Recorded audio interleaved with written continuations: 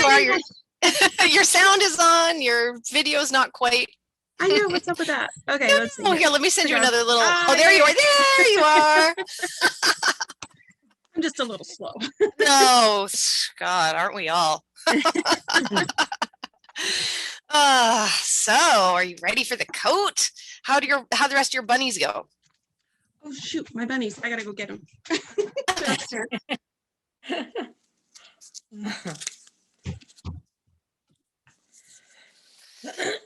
Oh, good. Oh shoot! I didn't have any breakfast. I'm getting a little hungry. It's kind of bad timing. I actually had lunch too. I couldn't last. I just had a quick salad. I don't think I'll have something after. I don't think I mean I don't think this is going to take too long. I think it'd probably be a couple hours. But yeah, too bad I didn't get a snack. Oops. Okay. There you are. Okay. I actually made 3. I'm on a 4th one. Oh, fantastic. But what I did is I took Felix's coat pattern. Good. And I made it for them, and then I did a bunch of embroidery on them. Oh, I want to see. Oh, look how beautiful.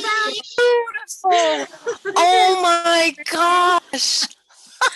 Will you take some good iPhone pictures of that so I can post it? Yeah. Okay, cool. Let me see. Oh my gosh. Oh, it's so great. I can't wait I'm going to send these to my daughter for Easter. Oh my God. Yes, you have to take pictures. That is so beautiful. Oh my God. It was so much fun doing the embroidery. I didn't think it would be, but I thought it'd be tedious and, really annoying, but it wasn't. It was actually quite fun. Oh, that's good. Well, you'll have to share those with everyone today, because I have to say, this coat, I just feel like it's calling for embroidery, and I haven't had time to do any on it, but I'm hoping that but everyone else will. Yeah, for sure. Hi, Moira. Moira's joining us, and Pam just arrived. Hey, Moira, how are you? Hi, Pam. Susan was just showing us, Moira, I don't know if you can hear me. Your sound isn't quite on yet, but Susan was just showing us some beautiful embroidery she did on some coats that she made for the rabbits. So nice. Hi, Pam. How are you? Oh, I'm at work. You're at work? No. I'm just starting to sew up the back seam of the 2 coats together. Yes. First step is to sew up the back seam. So if you want to get started on that, you can do that. I've got a couple of things part way here. Now, who just joined us that I just didn't welcome? Oh, hey, Sylvia. How are you? Good to see you. So I was just telling, there's Lorraine. I don't know, Sylvia, did you get all your pieces cut out? Oh, fantastic. If you want to start sewing the 2 back pieces together, you can sew it up 1 inch and leave this flap open if you want. Because we're gonna cut some of that off after. But if you want to just sew that up and leave just 1 inch, sew up 1 inch from the tail hole up the back seam, then yeah. Okay, Kathy. Oops, she's not quite joined yet. Hi, Kathy. Welcome. And Lorraine, do you want, I'm going to send you a little thing to unmute and do the camera. You don't have to if you don't want to, but I'm going to send it anyway. And, okay, where did that go?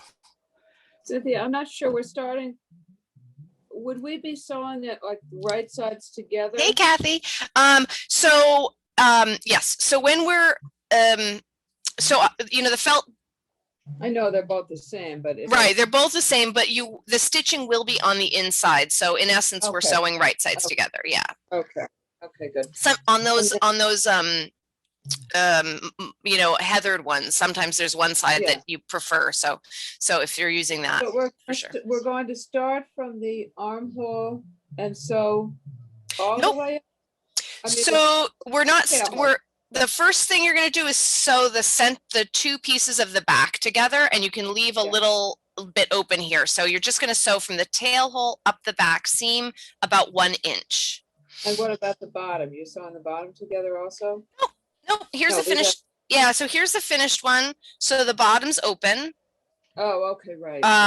If you want to, you know, you can, on some of the other coats, you know, I've put like a little belt with snaps or something that goes under the tail. I mean, you can certainly, I've made your other coats. yeah, you can certainly embellish with something like that if you want to. But this one, I just did kind of the little trim stuff. Yeah. Okay. Oh, there's Lisa. All right, good. Did you use one strand? I used one strand to stitch all the seams, most of the seams of the coat. When I did the yoke, hey Lisa, welcome. I'm just gonna give you an unmute if you want it, and a camera There we go. if you want it. Okay. And I'm gonna do the same thing for Lorraine because I can't see you either. So I'm asking you to unmute and then start video if you want to. Hey Lisa, Hey, good to see morning. you.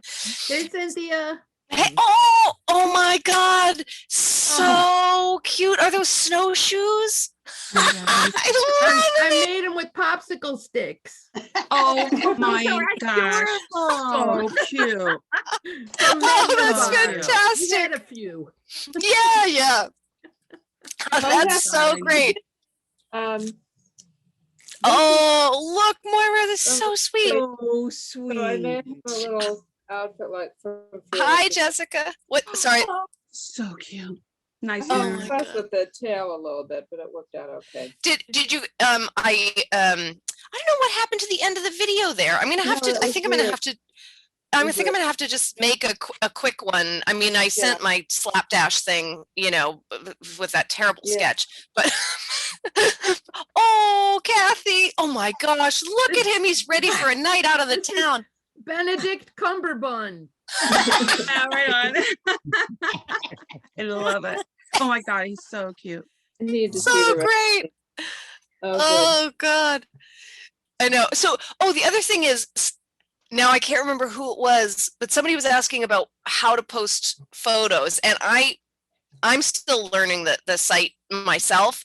But when you go into Patreon, I think it says there's like a little tab under the banner that says community, right? And you can post photos there. So if you guys want to post, you know, take some pictures of what you've been working on and post them there, that would be fun. And then I can do screenshots and I can put them on Instagram too. Or if you post on Instagram, I can, yes, go ahead. You said that somebody here had done some embroidery on the coat. I'm an embroiderer, so I'm trying to get ideas for. Oh, Susan. Show that again. Yeah, Susan did some really fun stuff. Susan, could I see This that? one, Okay. Oh, and that's then pretty. on the back. Okay. That's so And you can't precious. really tell. There's actually little squirrels on his sleeve. I don't know if you can actually see that or not. Nice. Oh I my. like Oh my gosh, they're so great. This one. Let's see. Okay. Well, Yeah, I was thinking of And then Kathy, things Kathy, like actually, this. That's really nice. Kathy, will Yeah. you talk for a minute? Because it doesn't pull up as the full screen unless you talk. Oh, no, you No, want Susan. Susan to talk. Susan, talk for a little bit so you become Oh, big. I'm sorry. Okay. Yeah, and here's the front of the purple one. This is the first one I Okay. did. And then on the back. And this is just Mhm. Felix's coat Okay. pattern that I did it okay. on. And I got the designs from, I think it's called Amy Ray. She's on Etsy. And it's a book of Mhm. that. Give me a second and I'll grab the book. Okay. You'll be able to see it. Okay. I'm gonna write that down so I can put it in the little the minutes. Well, All right. and this is one of her books. I actually Okay. ordered 2 more. This is just the Christmas one. Hi, Erica. And I put it on the sulky, I printed it onto the sulky Oh, material. yeah.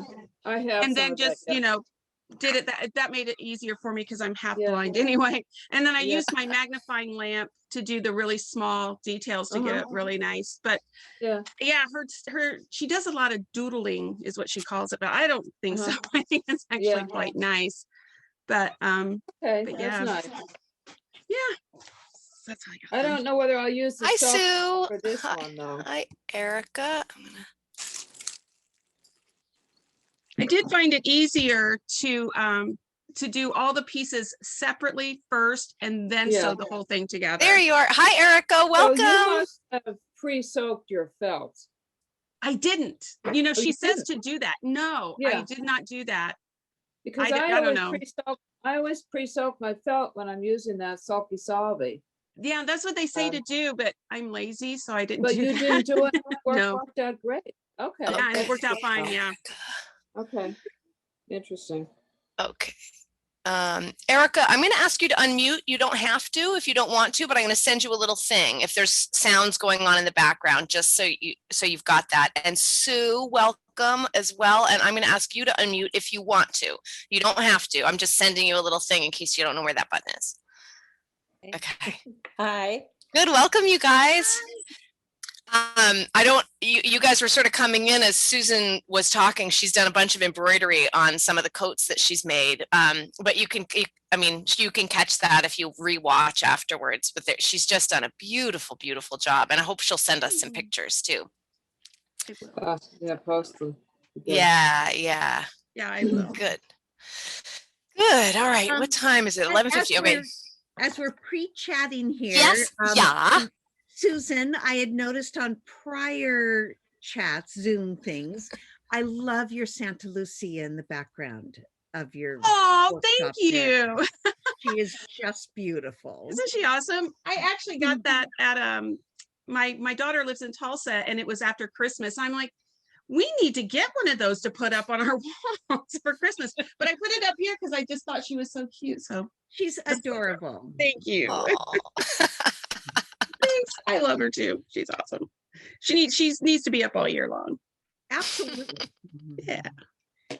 And Carol, I love having Mom be here. And Cynthia had said in one of our Zooms how you make a lot of the little knitted scarves that Yes. her little critters are wearing. That's so neat.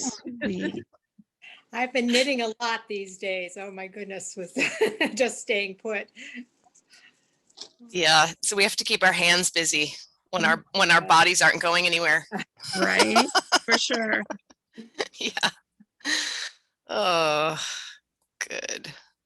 Good. So I think we've got like 10 more minutes before we get going, and then we'll see who else joins us. But yay. Are we Good. doing this top bit here? I'm sorry. This top bit, are we doing that or no? On the back seam? I do it Oh, I did it wrong. Those are the I can armholes. just see now. I'm like, Okay, that's not right. let me do it. Let me get my screen share going before anybody sews the armhole side together. Hold on a second. I can't believe I did that. But you will. It won't take too long to either take out or recut. Oh, Right. so I got to do the share here. Hold on a second. Get my act together. Okay. And share. Oh shoot! Now I've done it. Oh, there she is. Admit.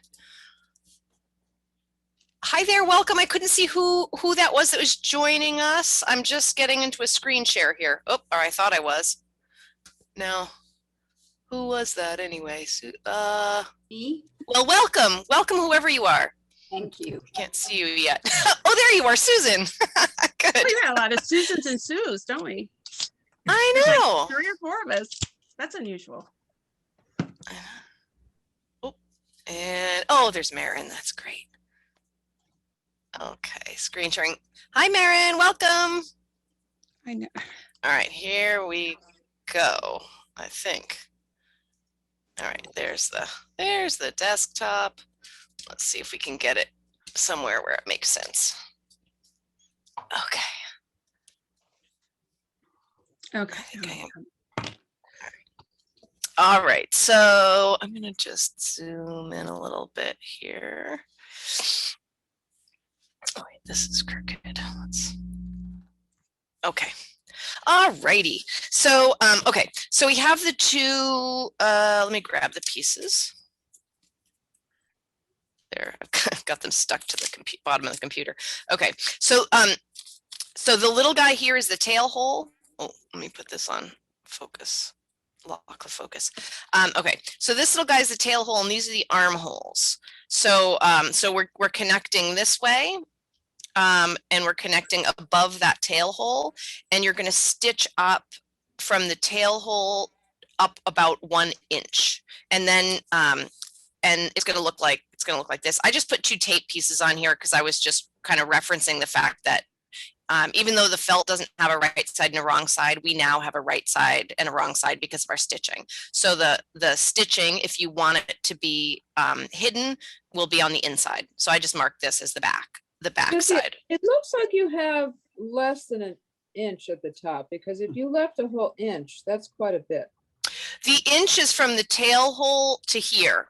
Not from here to here, from the tail hole to here. Thank you. Okay, I misunderstood. Thank you. Yeah, no, that's okay. And let me just switch over here so I can see everybody again, because I can't see who just arrived. Welcome. I'm trying to get a picture. Oh, Kathy. Okay, that's who just came. And here is someone else. Hi, Kathy. Welcome. And Marion, welcome. Hi. There you go. Good to see you guys. So so we're jumping in, but I'm going to go back and cover everything. So just people were kind of starting, and I was starting to answer questions, but don't worry, we're going to go over all of it again if it feels like we've jumped ahead. But if you guys are just joining and you want to get started, you're going to take the two back pieces, and you're going to put them together with the tail hole, the armholes on the outside and the tail hole on the inside, and you're going to stitch from the top, from the just above the tail hole 1 inch up. And let's just see about getting. Let me pull up my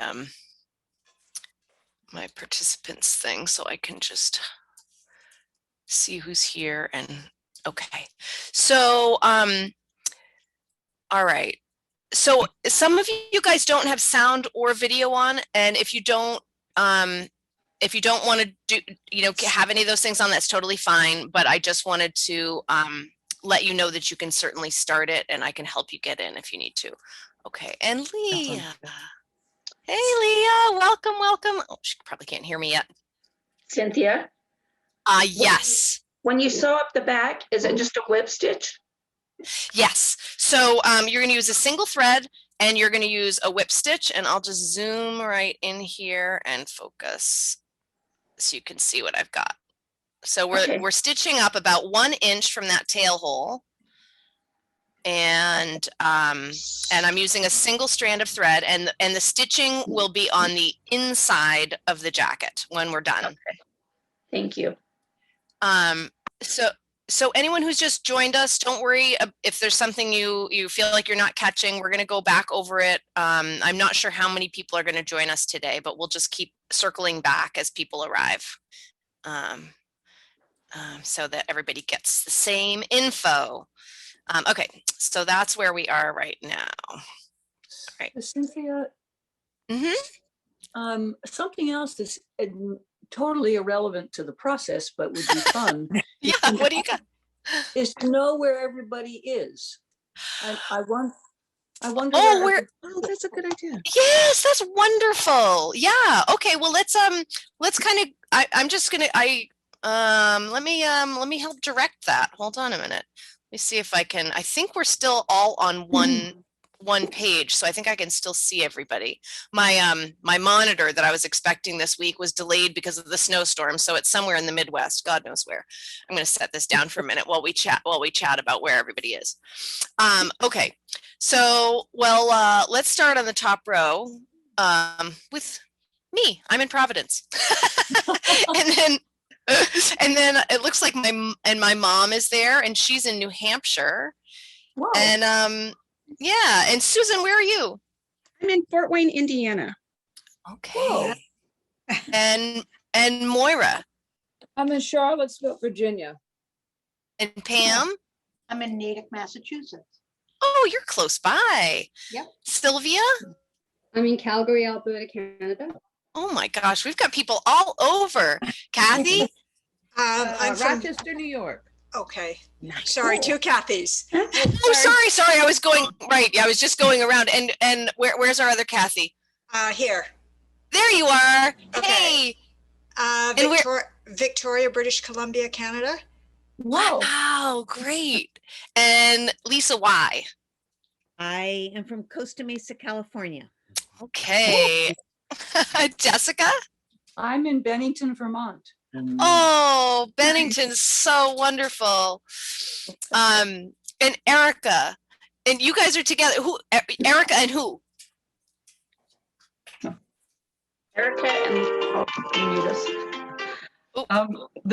I'm Erica and this is Lisa. We're in Ogden, Utah. And we also are in the middle of a snowstorm. Oh, you are? Yeah. Stay warm. And Sue. I'm in Stillwater, Minnesota. Stillwater, Minnesota. And Susan? Me? Yeah, you. I'm in a little village called Moscow, which is north of Kingston, Ontario, Canada. Oh, this is so great. I'm so glad we're doing this. And Marin. I'm just outside of Washington, D.C. Cool. Awesome. And Cass and Gail? Hi, we're in Storrs, Connecticut. Oh, And right. I'm Cass. This is my mom, Gail. Oh, welcome. I'm so glad you guys could join us. And Marion? Denver, Colorado. All right. Oh, wow. And Karen, of course, is she's with me in Providence. And Tassa, am I pronouncing your name right? Maybe she can't hear me. Tassa, or where are you located? We're just kind of going through and visiting to see where everybody's coming from. Oh, Somebody hi else there. just- I'm Elizabeth McClure. Oh, I okay. didn't recognize you by my Gmail account name.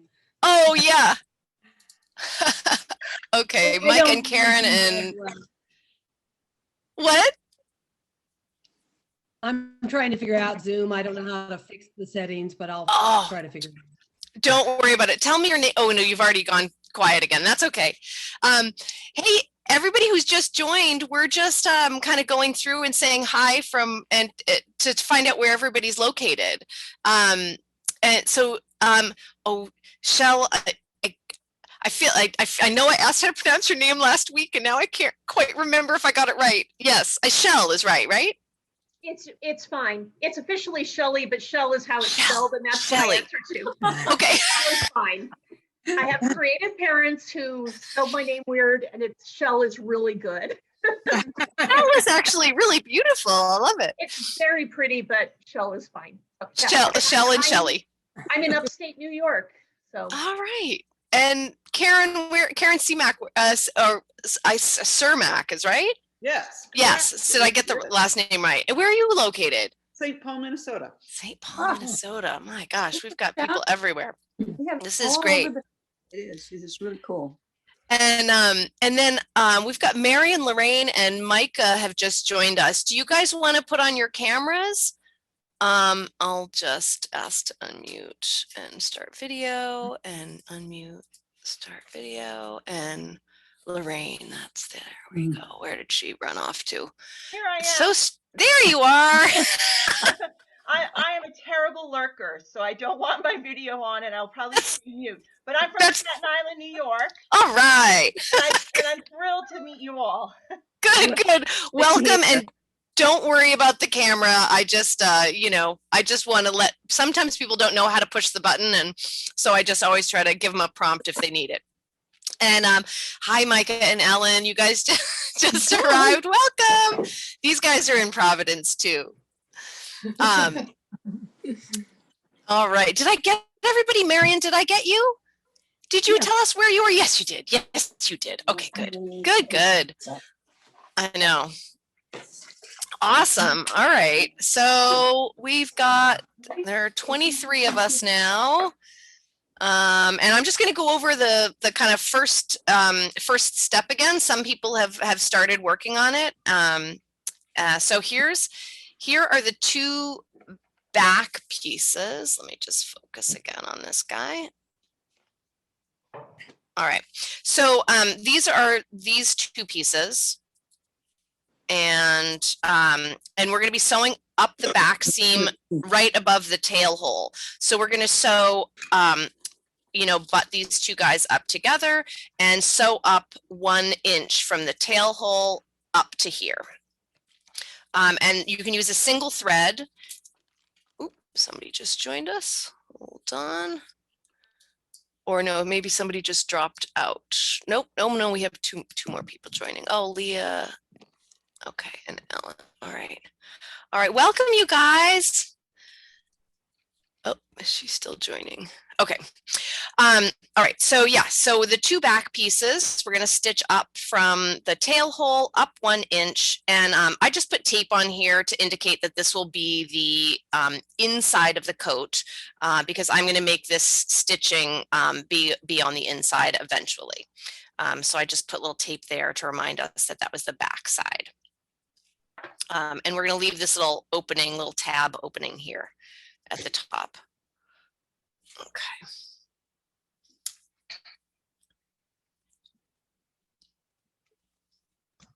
Wouldn't you know, I have about 35 different shades of purple DMC and about 12 shades of purple thread. And of course, I picked the felt that I didn't have thread to match. Isn't that always the way? After I had already ironed the pieces on. So I think gray will work. Oh, yeah. I think the You contrasting thread looks good sometimes, though. I do too. All right. Oh, okay. Leah seems like she's having a hard time joining. I wonder what's going on. Okay.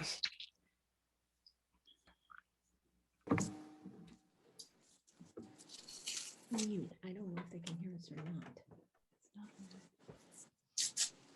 Oh.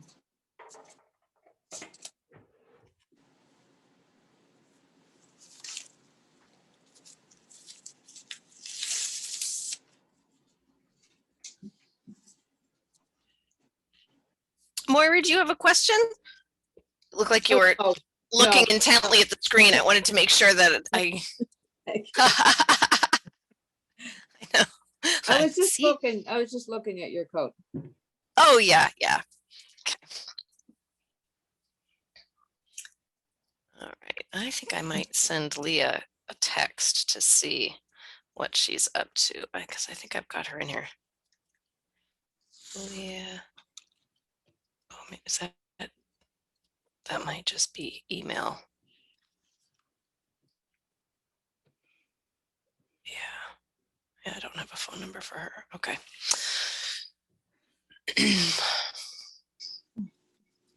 Okay.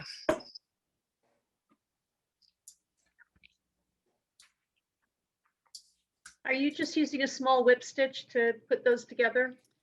I am, yes. So I used on this seam here. I'm going to just hold up the finished one so we can kind of look at that together here, and I'll. Okay, so let me get some little pointer jobby.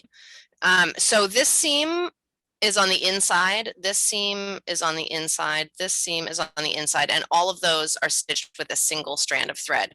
The sleeves are also done with a single strand of thread. For this part here, you can kind of go either way. I liked having that stitch be visible, so I used 2 strands of thread, and I did it in the contrasting color that I was using.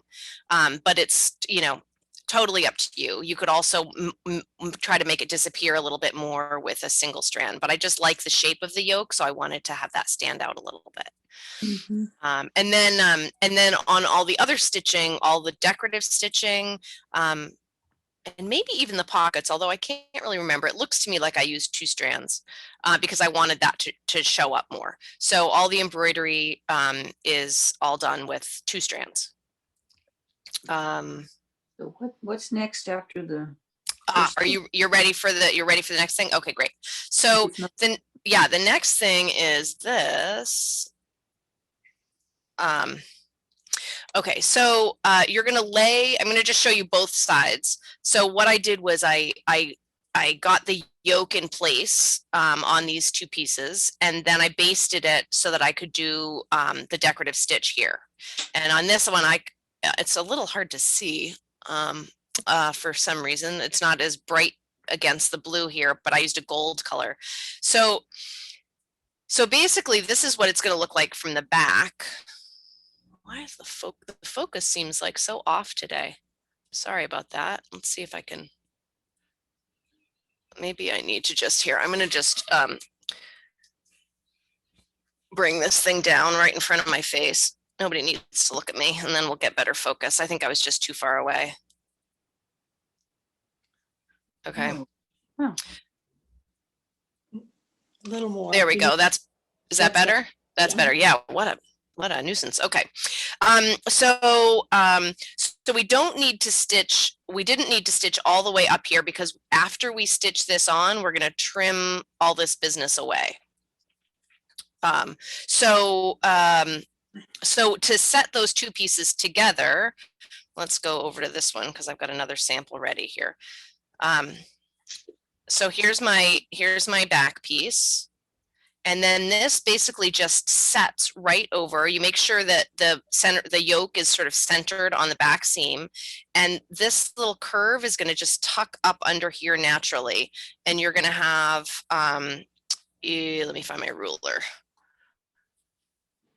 You know, it's funny when you're sitting in one place and you have like hardly anything around you, how quickly you can lose things. Okay, so this is like 3/4. So the center of the yoke is going to be, is going to fall at about 3/4 up from that tail hole. Okay, and so I'm just going to base this with the bright pink or thread that I've got here. So you kind of get that in place. And this is just, this little bit here is just going to sneak up under the arm, and that will end up getting cut off. Some of that will end up getting cut off. I'm going to just scoot that under there.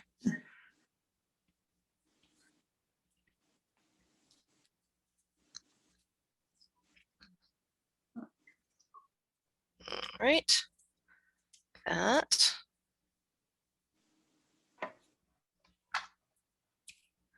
And then we've got some gold here.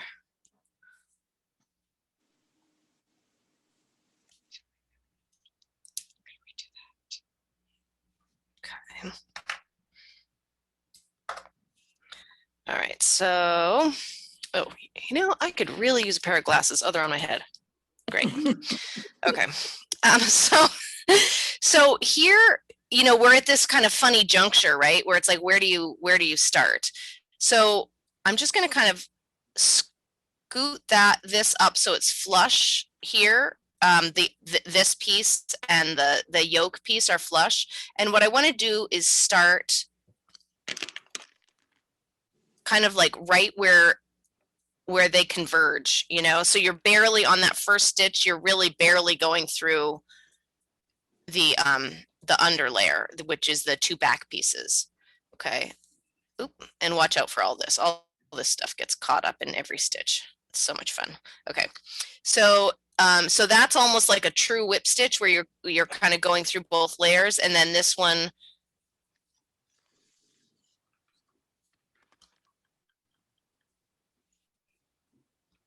you're doing the 2-pass system, right? Where you kind of go front to back, grab this edge, and then go right alongside the edge here. Okay. You're using 1 strand, looks like. This is 2 strands of the gold. Yeah, that's decorative. Okay, because yeah. Okay. This is that decorative kind of stitch on the yoke. Okay. Again, it doesn't have to be. You could do, it would be cute. It would probably be really cute with a running stitch too. It would be cute with a buttonhole stitch, or you could go really minimal and make it go away with a single thread if you want to. Okay, but gold, you didn't, this is the only place where you use the gold, so that's just kind of a. Well, so I'm just doing this in a slightly different color. So I'm gonna do gold trim on this. So I did so this is, I started the decorative stitching on this one. Oops. All right. Oh, there's Leah. She's finally coming in a couple of different ways. She's coming in on 2 devices. But what I'm saying is you could choose a different accent color for this from what you've used. Where? Well, yeah, so I just did a white accent on this, and then I didn't have, this is that blue, I think I told everybody it's called blue hydrangea, but I think it's actually called blue hosta. Anyway, so I didn't have any more of that at the house, so I was using this one. I think is I can't remember the name of it from my color card. Anyway, regardless, I just chose a different contrast color. So instead of white today, I'll be using a gold color for all the contrast on this one. I'm probably overthinking this whole thing, but all right. Well, you know, I mean, I think it's funny, you know, it's like sometimes it's just, you just want to do the same thing as somebody else to get a feel for it the first time, but don't, you know, choose all this color combination stuff is totally, you know, up to anyone. Yeah, I know. Yeah. To decide what I want to do.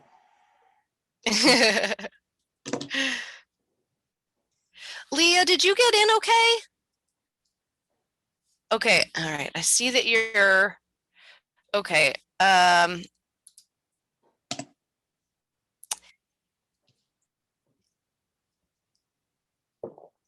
Leah, I can tell that you're having a hard time getting in. I hope everything's going okay. Maybe you're having a bigger rainstorm than we are here. Anyway, I hope you can hear me and see what we're up to. If not, you can, well, I don't know. Well, you'll have to watch afterwards. Anyway, it's good to see you're trying to be with us. Okay, so I'm just going to try to go around, oops, to the same spot on the other side so that my stitches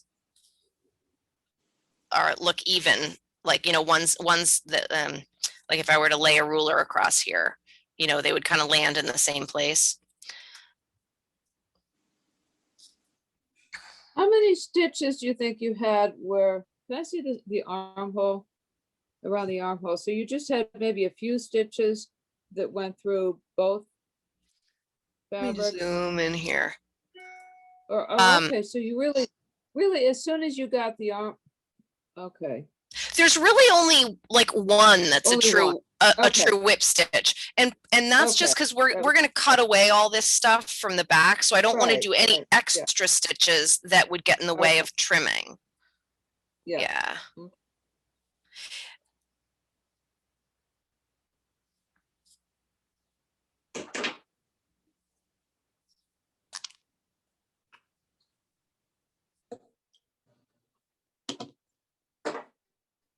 All right, so let's see how I'm doing with the matching the other side.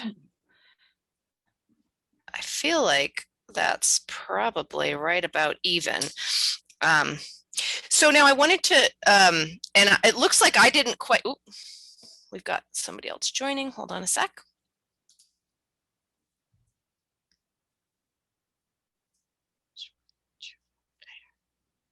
Hi, Michelle. Welcome, welcome. If you, I don't see that you have sound. Oh, there we go. If you want to, if you have any questions, wait, where did she go? If you have any questions, Michelle, you can unmute. Otherwise, you can just watch. Oop, and there we go, Lisa. Oh, thanks. I thought we were starting at 9:30 today. Oh my gosh, 9:30. No, gosh, no, I hadn't even had my coffee yet. Oh, Coffee sorry. then. No. It's 12:30 your time, 9:30 my time. Oh, 9:30 your time. Like, oh Yeah, my and I goodness. thought No, I that's what- wouldn't. Sorry, I thought that's what you said last week. Yeah. No, it's totally okay. Welcome. And let me Alright. get you up to speed. Okay. Okay. So what we started with is, okay, so these are the two back pieces. And what you're going to do is with your felt, butt them up together like this, matching the tail hole, and you're going to stitch from the top of the tail hole up 1 inch. And then you just stop and knot off. So that's your first step. And then if you don't mind, I'm just going to kind of keep just tell go you a few ahead. more steps so that you're Just go not. ahead, I'll catch up. Okay. All right. Well, just so what we did then is we slipped those two pieces up under the yoke here. And we're doing a sort of that hybrid whip stitch where we go through we go through this layer while we're making that edge whip stitch on the edge. And the yoke is going to be 3/4. The center of the yoke is going to be 3/4 up in this tail hole. Okay. And then these little edges here, these little get kind of snuck up under here because we're going to trim off this business here afterwards. So you don't want to go and do all whip stitching right up to the edge here. You want to leave this flappiness open. And I'll threads. Yes. So so on the center seam, I'm doing a single thread and I'm orienting it so that my stitching will be on the inside and not show. Here, obviously my stitching is visible on the back and I'm using 2 threads because I want it to show up. But if you don't want it to show up, you can use 1 in a matching color. I'm just using a contrasting color with 2 threads on this. Okay, so I'm going to knot off here. And I'm just going to do that thing where I take my knot away from the edge. All right. Okay. So I'm going to just take out the basting there, and I'll show you what I'm up to with trimming this back here. Should I do this or should I wait a minute? Wait a minute. Wait a minute. Okay. I've got 2 cooking, so I can do 2 different demos on this, but I'll hold off for a few minutes. I'm just putting in my knot. No rush. I'll get another needle threaded while we're. So I feel like the way you attach the yoke is kind of like the way we attach the inner ears to the outer ears of the rabbit. Yes, you sort of. So it except not that going through. It's not going all the way through. Exactly. Right. Yeah. The same process, but we're passing all the way through on this one. Yep. What else did we do this on? We did this on. Penguin. We did it on the penguin when we did the white penguin belly. You were. Well, I didn't come to the penguin. You didn't come to the penguin. You were with us on the. With the rabbit too. I started a second rabbit. It's kind of like stitching a belly onto the fox body or the raccoon body, where you're stitching through. You're stitching around an edge but through a surface. Yes. Yeah. So you can barely see the stitches on the pink. But then on the back, there's this little dimple, but the stitches don't come all the way through. Right. So that one we didn't go all the way through, but this one that you could do it that way, where it didn't go all the way through if you wanted to, but you don't. But since it's on the inside of the coat, there's no reason to you know what I mean? Like since this is all on the inside of the coat, there's no reason to try to hide it. I'm playing a little bit of catch up. Is this just sort of a whip stitch with straight side out? Yeah, let me do a little demo on a scrap. So for instance, if we have, and I'm just going to do it with this pink thread I've got on here because it'll show up. So let me just get a little bit more organized scrap. I'm not sure why that matters, but for some reason. Okay. All right. So the idea is that you're coming up through the back and you're grabbing the edge of the yoke, right? This isn't a yoke, but on the jacket it is. And then you come back and you go like, you enter the needle opposite where you came out. So you get this little straight line. So you are still creating a whip stitch around this edge. You're just doing it through a surface. So here's your edge and here's your surface, you know? Oh, okay. Yeah. So that's the basic process.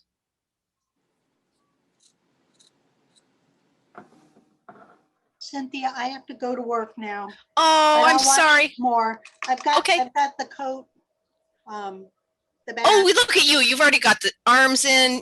You're Right, just, and I'm just doing decorative stitching on the arms before I sew the armhole. brilliant.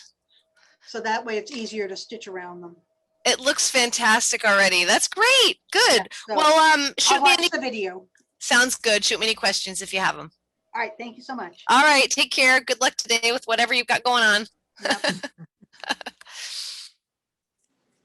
All right.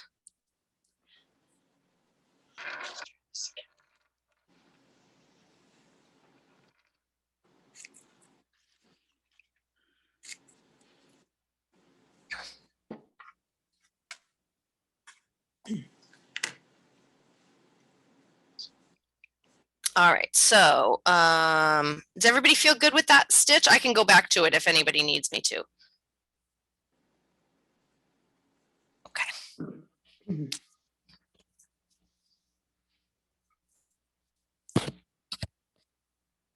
then just maybe as people feel like they're getting ready, you can just kind of just say, hey, I'm ready, just so that I kind of know when our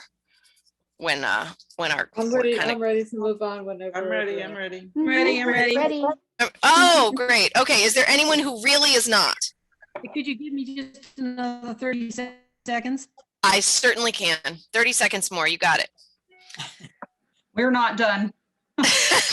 Okay, so I do have I have this second one too that I can do another demo on if we need to. But we'll give it another minute. Cindy, I'm only seeing you now. What do I do to finish that?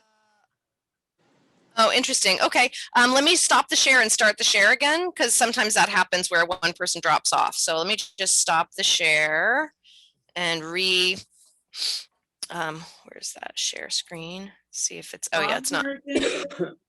Hold on, I've got to redo it on the iPad. So that's good. That's all right. So share.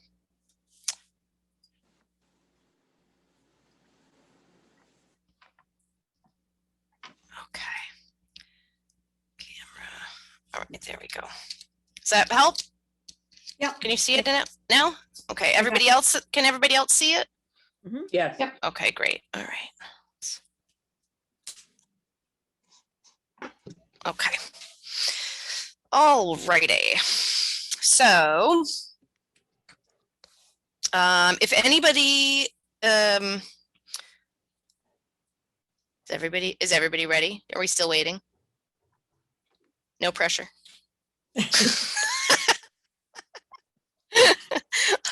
All right.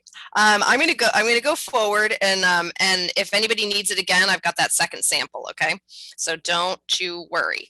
All right. So so what I'm gonna do is just kind of do a little thing, and I'm just gonna cut down to where my knot was. You know, like I don't want to interrupt my stitching here. So I'm just going to cut away a little bit of this business so that we can set in the sleeves and it doesn't get in our way. Okay. All right. And so I can see, so this one, I can see it's pretty pretty like perfectly set in. And this one, I have this kind of tiny little tick that's sticking up here, like this little bit that I'm like, oops, we don't want that. Let's just give it a snippy snip. So if you have a little bit that needs a little persuasion, just trim it off. And what was I going to say? I had a really useful thought there, but it just disappeared. Okay. It'll come back. All right, so next we're going to set in the sleeves. So I think you guys has everybody made like the Fox coat or one of the other coats, and how's everybody on sleeve setting? Never done it before. Never done it before. Clothes. People's clothes. Okay, good. All right. Well, let's set in a sleeve here. Okay. So so what we want to do is make it so you can see what I'm doing. There we go. So I'm laying the sleeve on this way. So one of the funny things about laying the sleeves into this, well, and regular clothing, is sometimes when you set in a sleeve, you get one on and you're like, great, I've got this one on. And then you go to put the other one on and somehow it seems, whatever it is, seems counterintuitive. And you get one sleeve coming off this way and one sleeve coming off this way. Like, and so you just want to kind of be aware of that as you're setting them in. So I usually like to start, I'm right-handed, so I always start this way and go around like that. And that would be the same thing here. I would start this way and go around like that. If so let me just okay, that maybe isn't that clear. And you're using one strand. I'm going to use one strand again. Well, I'm going to set the first one in and then we'll go from there. Do you find it easier to sew from the sleeve side or from the armhole side? So I'm just going to sew and you can tell me which way I'm doing it. How's that sound? From the armhole or from the sleeve? So I have the sleeve up. Yes. Yeah. So I'm going to say, so I think that's the sleeve side. Yeah. Yeah. So I've got the sleeve up and I'm just making my little whip stitches here. And when you get to a point where the sleeve, where like the two things are like the little paths are diverging here, then you just need to pivot. So it matched up there. So now I'm just going to pivot this way. Did you just start? You just started with your knot on the back? I started with the knot. Yeah, the knot is on this side. Yeah. Yeah. I might suggest it. Sometimes it helps, like in people clothes, where if you pin or baste the top of the sleeve, the center of the sleeve to the seam or to the center of the. Yes, and you can do that. It's hard with small things, I find. So, but it helps it so that because as the felt stretches, that you don't end up going, oops, now I have this whole big chunk on the one side that I don't know what to do with. You know, and you're absolutely right. So if that process feels like right to you, then you should do it. Do you know what I mean? Like, but what I usually, I'll just show you kind of how I usually do it. So I try to get to the top this way. And I try not to stretch. I just sort of pivot the two pieces. And then instead of marking the top at the beginning, I go around. Once I reach the top, then I go this way and I pin here. So I pin the tail end. Oh, okay. So it's sort of the same idea. It's just that, and so then you can just see here, like this is all going to fit together. There's not much easement that needs to happen. I mean, the sleeve fits. Oh, I know what I was going to say. So did you guys see on the pattern? So when I first made the coat and I tried it on all the animals that have like the sort of the same body, I'm going to call it the fox body because that was the first one that I developed with that body. So it fits all of them, but it was a little too narrow under the armpit for the lion. And so I made those red markings on the pattern. I made a slight adjustment so that so that it could be a little bit bigger if you wanted to make it for either of the lions. But so I'm making the lion size right now to make sure it works. just FYI. Anyway, but it should fit all the animals at this size too. But okay, so now I don't need to do any pivoting at all because I have that pin at the end. But just because I'm doing it this way and I feel, and and this is the way that I've kind of determined works best for me, it doesn't mean that, you shouldn't pin the top of the sleeve at the beginning if that just makes you feel more like you have control of it, I am. Yeah, good. Cynthia, I know what she's saying, and I think that, I get the idea, but what I usually do when I'm setting these sleeves, and because I've made all your coats and numerous jackets, is just as I go, just every few stitches, I keep checking. Yes. Just, maybe you do the same thing. And, and make adjustments as necessary, just really eyeballing it. Yeah, that works too. I mean, there's no like, right. There's no right way. I mean, there might be wrong ways. You know what I mean? But I'm not sure that there's like a true right way. I haven't trimmed away. Have we trimmed it away yet? I did trim away this stuff on the back.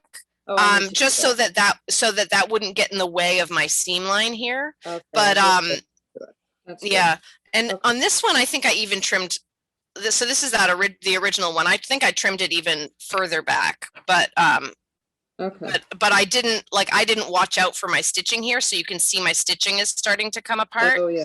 Because I cut through my knot on that first one when I was developing it.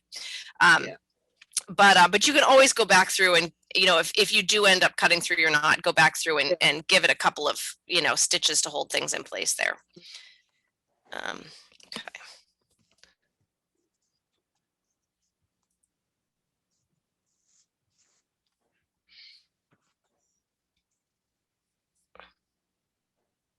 How's it going for our new sleeve setters? The rest of the coat keeps getting in the way of my thread. Oh, yes. Well, that'll happen. I was curious, when you get to the V where you cut out some bits, what happens to that stuff? It goes in the circular file. I mean, unless you can figure out what to do with something that small. Did that answer the question, or were you getting at something else? That wasn't my question at all. Oh. But it was a cute answer. Yeah. Okay, so here's the one that was my other sample. So okay, so we're looking. So this is the bit that we're cutting away. Yes, and I cut that away. Okay. And now I'm doing the arm, setting the sleeves. Okay. And at one point you meet up with, I started on the part that, like you were doing.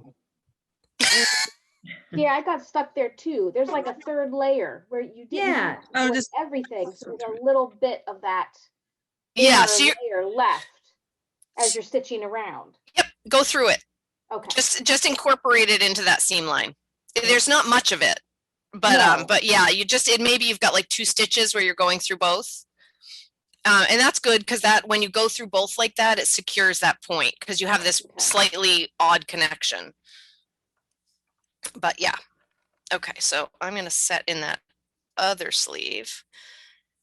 So I think sometimes people, like once they get the sleeve in here, they start to go like this, like they want to put it on this way, and then you get sleeves poking out in opposite directions. So you just want to be careful not to do that. So I'm going to start the next one in the same way.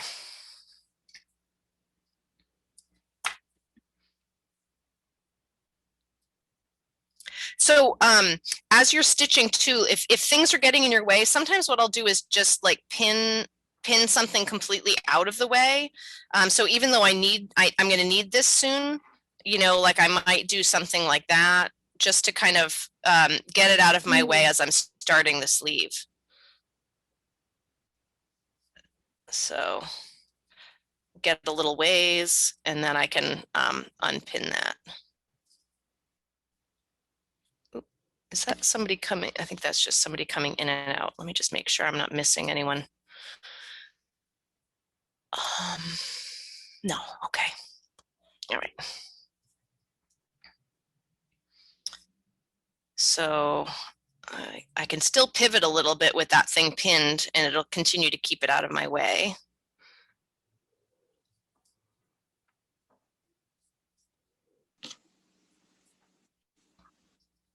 And I can still pivot and keep that out of my way. And then after this next few stitches, I'll have to take that down again.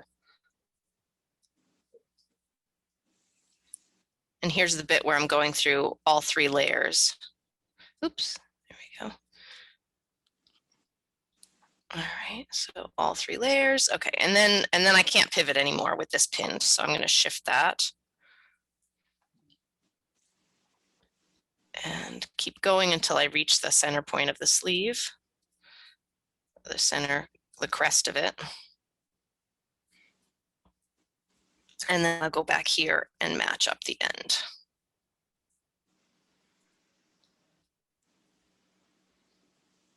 Yeah, you did it right. Yeah, totally. That's okay.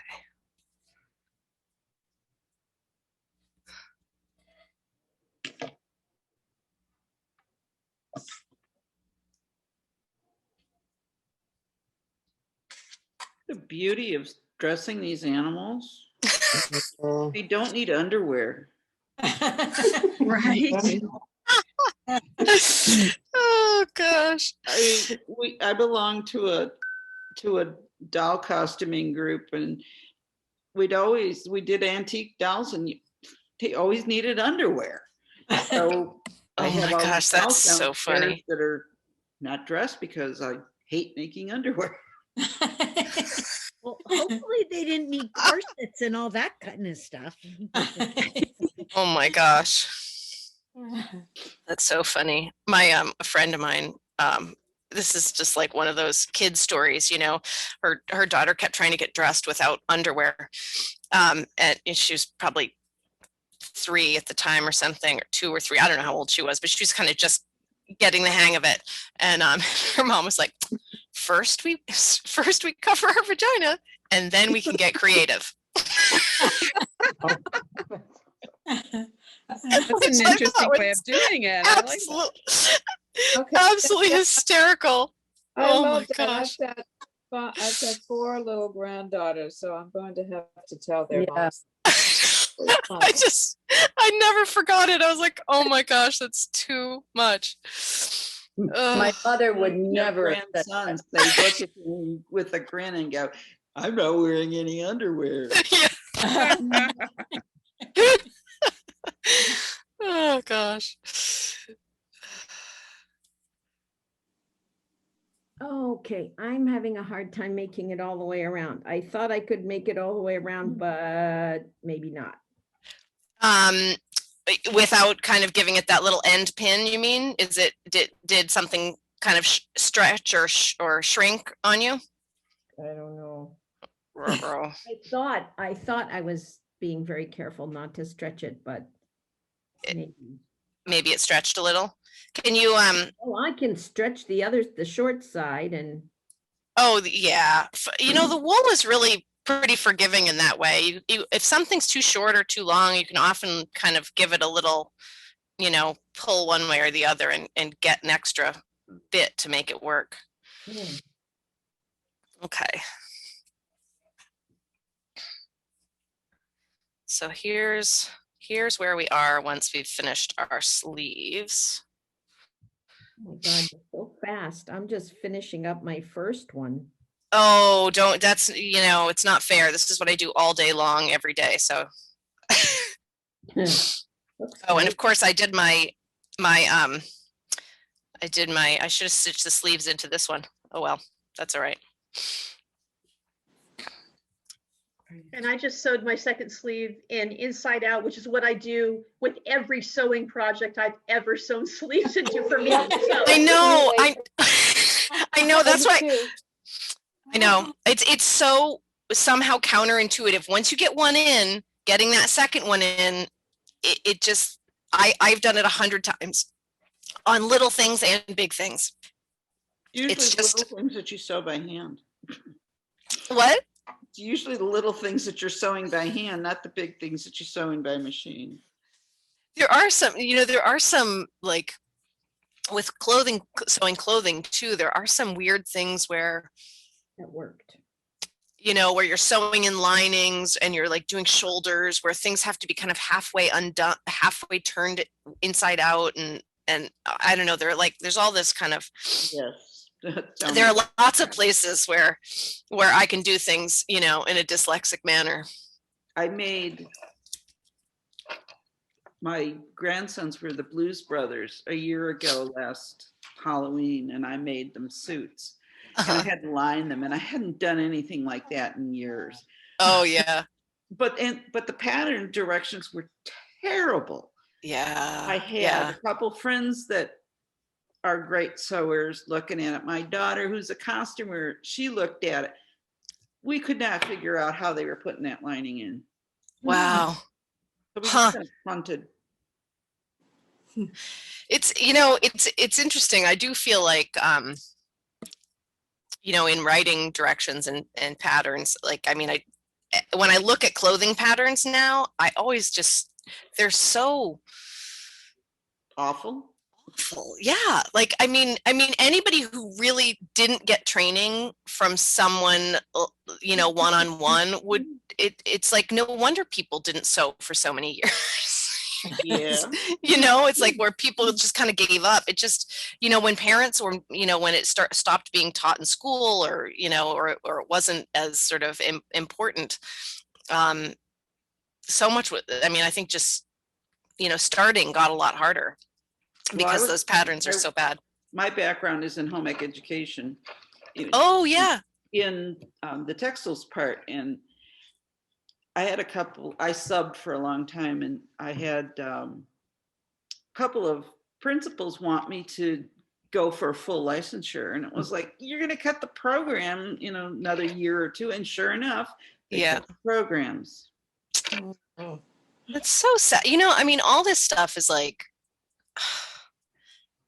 I don't know. It just breaks my heart when it was the reason that I started doing the kits in the end is, because I loved sewing, and it brought so much to my life. It was so relaxing. It was like, it was exciting to be able to make things for yourself. And, and I had always loved it since I was a kid. And then I would talk to people, like I would make things and I'd be at like shows where I was selling the things that I had made or whatever. And it was really weird. Like, it felt like people would look at the things like with this like longing, like, I can't even sew on a button, and I just thought, why is it so hard, But I heard that so much that's why I ended up starting the business for the kits, because I was like, this is ridiculous.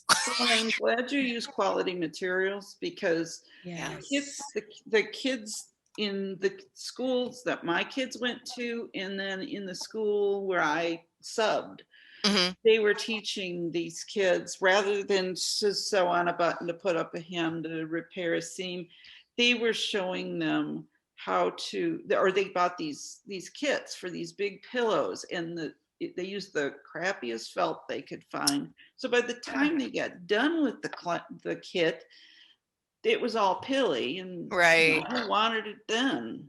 Yeah, no, it's true. And I do think so many things for kids just are just crummy materials. And I don't know, it's like, really, it's nice to work with wool and cotton, and like, and also I don't want to be putting all that weird stuff into the world. But really? I try like with all my packaging to just use things that are recycled and, FSC certified. And like, when I do big printings, I try to use I do vegetable based inks and like, anyway, but it's, I did notice your packaging is your envelope that you mail in. Yeah, that company is great. I'd like to use all their stuff. They do tape, and all of it is biodegradable. It's wonderful. Some of it is just so prohibitive that I haven't been able to take the leap yet. But those mailers I love. And the other thing that's so cool about them too is that they have a second sticky strip on them, so you can use them a second time. So there's like one strip that I put down, and when you open it, like I think you can cut back or cut back through, but there's a second brand new strip under there, so you could use the packaging again. Interesting. Which is pretty cool. And then the whole thing is compostable, so it's really amazing. They do tissue paper, they do tape. I think they're a UK company. It comes. I usually try to buy it in bulk because it comes overseas. But is it archival at all? Ooh, I don't know, but you can look it up. The company is called No Issue. No Issue. No Issue. Yeah. So they started just doing tissue, and it was No Issue Tissue, which was their funny little rhyming thing. Okay. But yeah, you can get and you can have like all your own stuff printed on it, and all the printing is like green. Yeah, it's really great. I know. Like I said, I wish I could use everything from them. My boxes come from Uline, and I just found, I know that they're a local company here. Oh, are they? Oh, yeah. I mean, they have the best price on them. The box that the kits come in is, and they're all recycled, and they're food safe too. So if your kids start chewing on those boxes, you're going to be fine.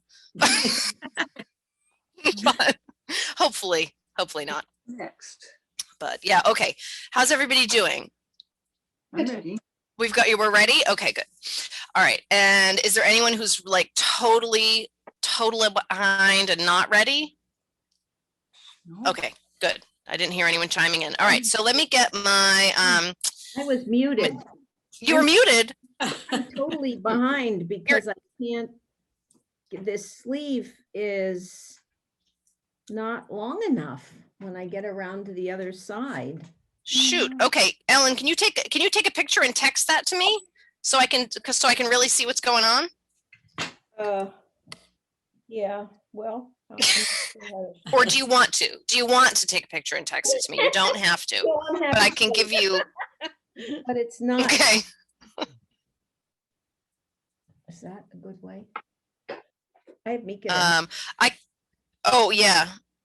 Do you have share screen set for this Zoom? Well, you know what? That's a really good question. I have not done that. Does anyone want to help teach me? How do I do that? Well, I know I can stop my screen share. What? Right. At the bottom of as a participant at the bottom, I've got something that says share screen. So let me. Oh, it says you've disabled participant screen sharing. But I have. Yes, you have. I'm pretty sure the screen share is gonna show what's on your desktop, not what's you're looking. Oh, well, that's right. I've got a camera set up, so I can share. Oh, okay. Oh, okay. Sorry. Well, let's do. Teacher talking. Yeah. No, but let's do this. I'm going to stop my screen share, and then what I can do is I think I can highlight Ellen. Let's see if I can spotlight for everyone. There we go. Okay, so now I'm spotlighting Ellen. All right. Perfect. Okay, so show me what you've got. This is. Oh, and look at this. Mika just sent a picture too. That might be easier to look at. This looks fuzzy. All right. I'm looking. It should go around. Interesting. Well, I wonder. Did she cut on the black on the red rather than the black? I did everything on the red. You did everything on the red. That's fine. So I'm doing one on the red too. So mine is all on the red, the two that I cut out. I'm wondering, can you measure for me? Yeah. Mine did the same thing, and I unpicked it, and it stretched the entire armhole here when I did it. Okay, all And right. so I had pulled this whole thing and stretched it. And so okay. I ended up unpicking it all. Uh-huh. I pinned the whole thing Okay. here. Okay, and it's fitting together now? Yes. Okay. Okay. Yeah, so I think so the what I can tell from what Mika sent. So but your other sleeve fit in, right? I haven't got to the other sleeve. Oh, okay. So Ellen, can you measure for me up from the tail hole to the center of the yoke and tell me what that distance is on yours? Yep.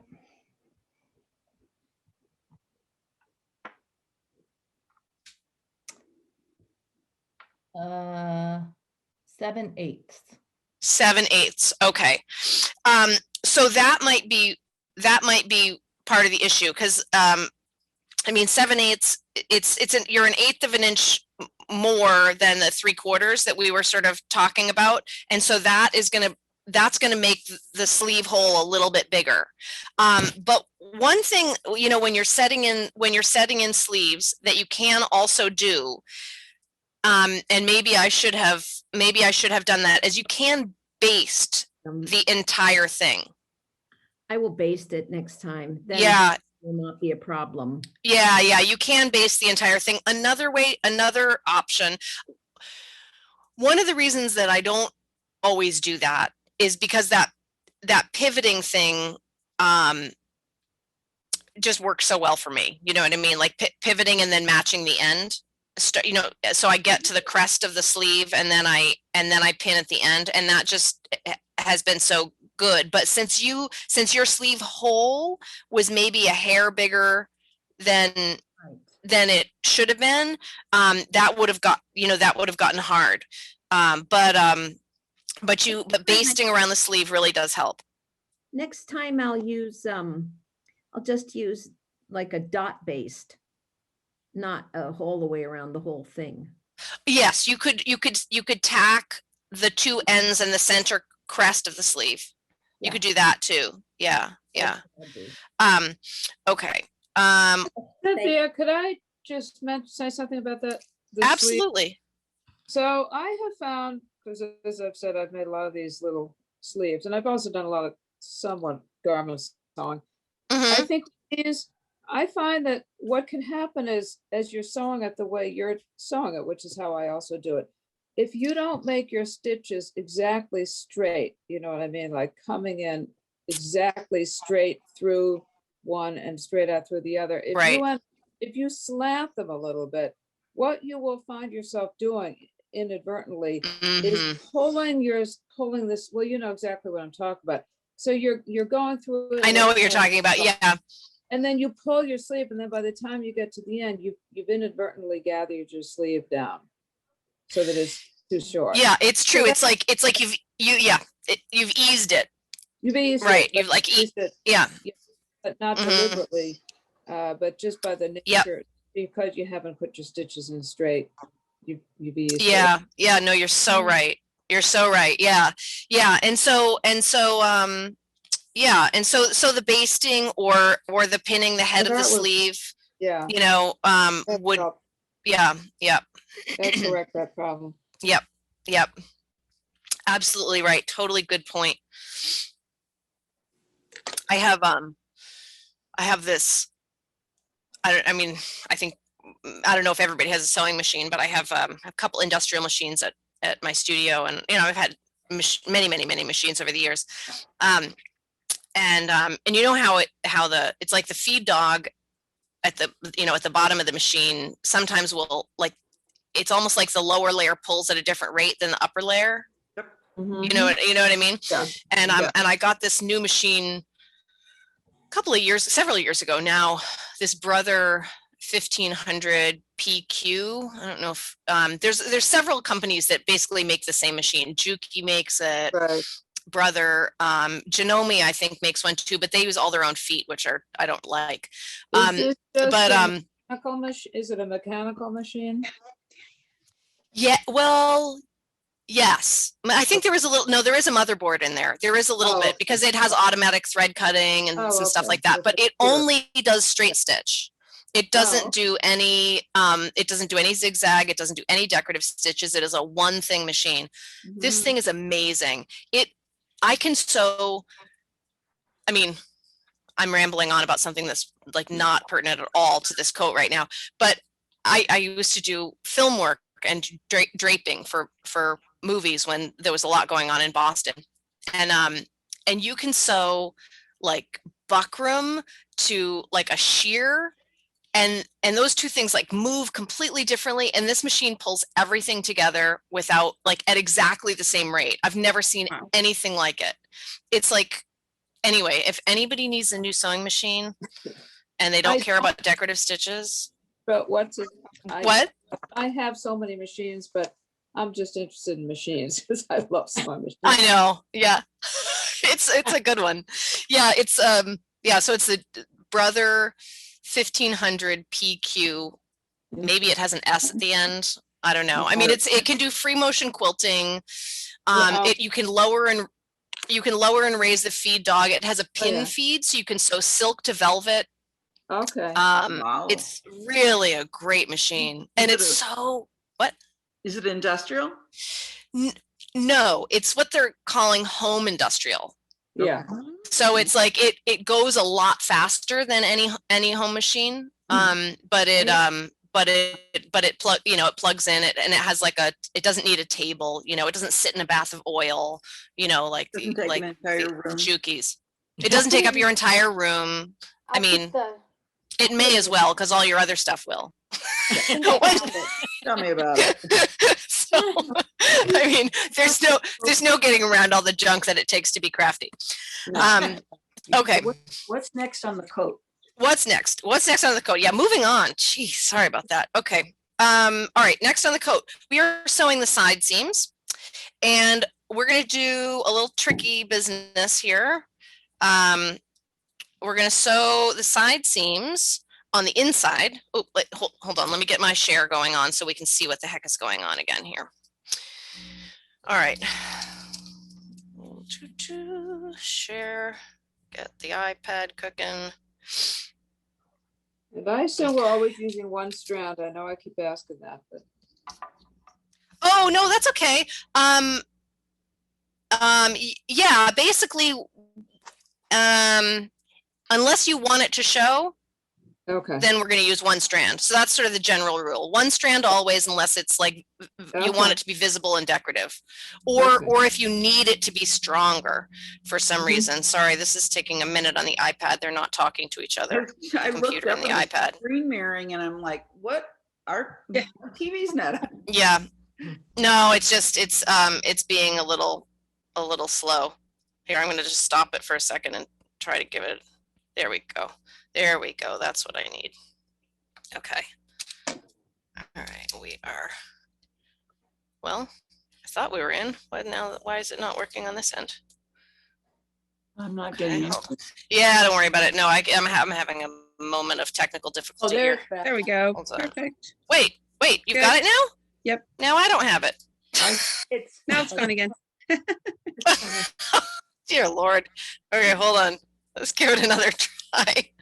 It's like everything's happening at slightly different timing for everyone. Okay. We're all in different states. Yeah. Exactly. Okay.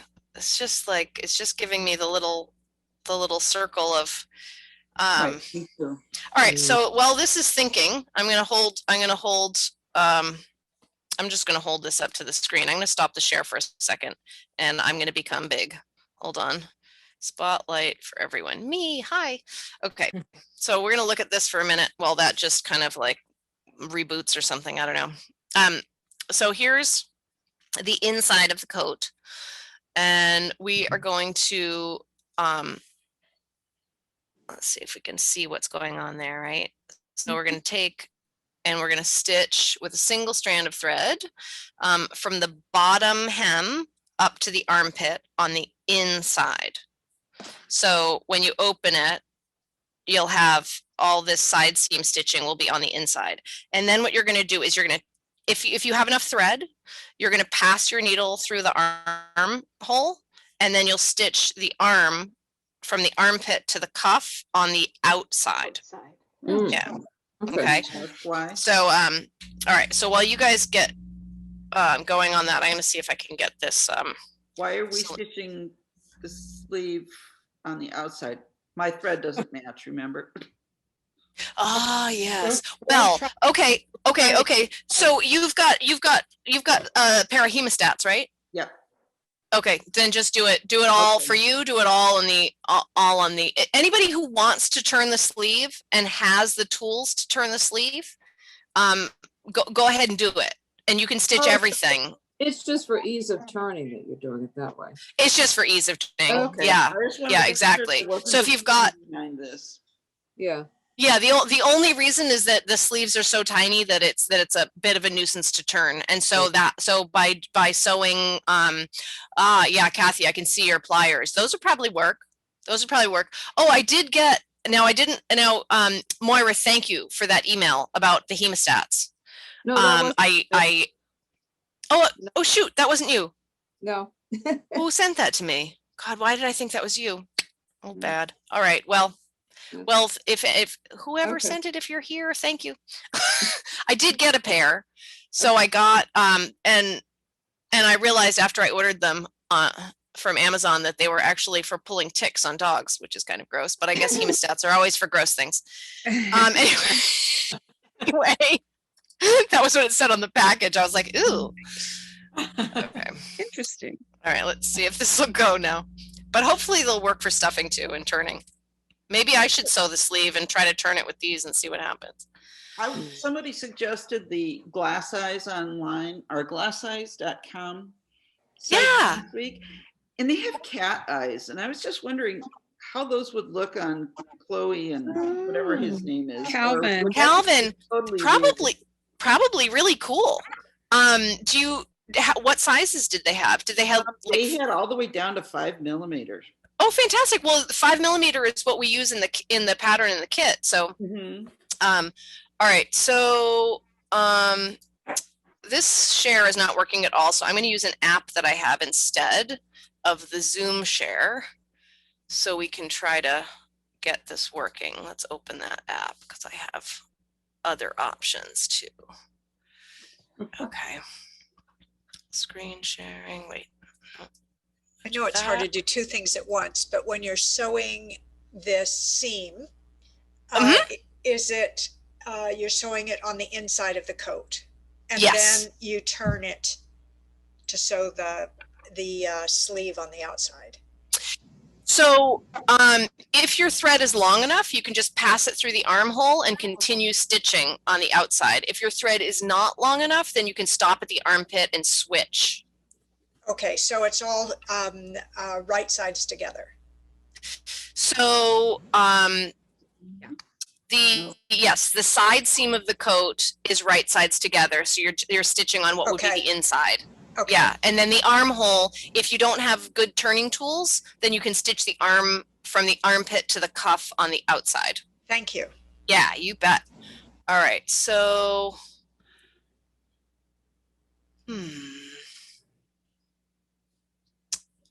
let's see. Not sure why this is being so pesky today. Let's see where.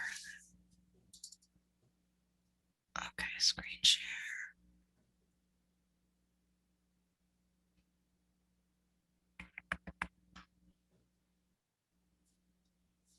Oh, the wind is really picking up. Yeah, there's a lot of rain. A lot of rain here. Sun shining here. Ugh, that sounds nice. I'm ready. I'm definitely ready for some. 43 degrees. Wow. We had snow this morning. Yeah, we did too. And now it's raining on the snow. That's always fun. It's awful. Although I suppose it's better than rain and then snow on top of rain. Oh, that's a good point. Maybe. Not sure I agree, but All right, we're in action. The Cynthia. app came through for us. Good. What? I just want to go back to a comment that one of our friends made. Yeah. At the last session, you did say we would start at 12:30 for those of Did us I? Well, we discussed it and you thought it was a good idea because some of us like to eat lunch a little on a different. Oh, I'm so sorry. I had everything. I had everything That's what I thought.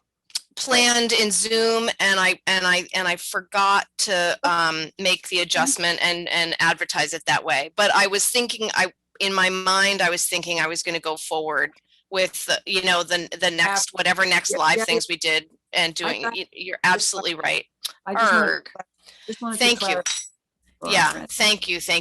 I'm just going to jot that down on my list here that we'll start.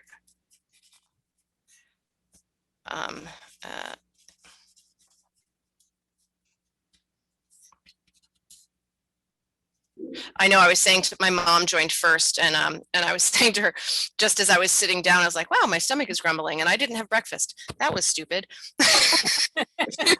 and here we are at lunchtime. and well, anyway. Okay. So can everybody see the desktop again? No. No. Just your head. Just my head. My goodness. What is wrong with this whole setup today? Because I can see my desktop and it seemed like the share was working. Okay. It didn't say you were sharing your screen. Is it your view? There's a when I first started with there you go. Now it says you started, but it's black. Yeah. Okay. There you go. Okay, well, let's view in the upper right. Let's try. Okay. Yeah, I don't know what's going on. It's being really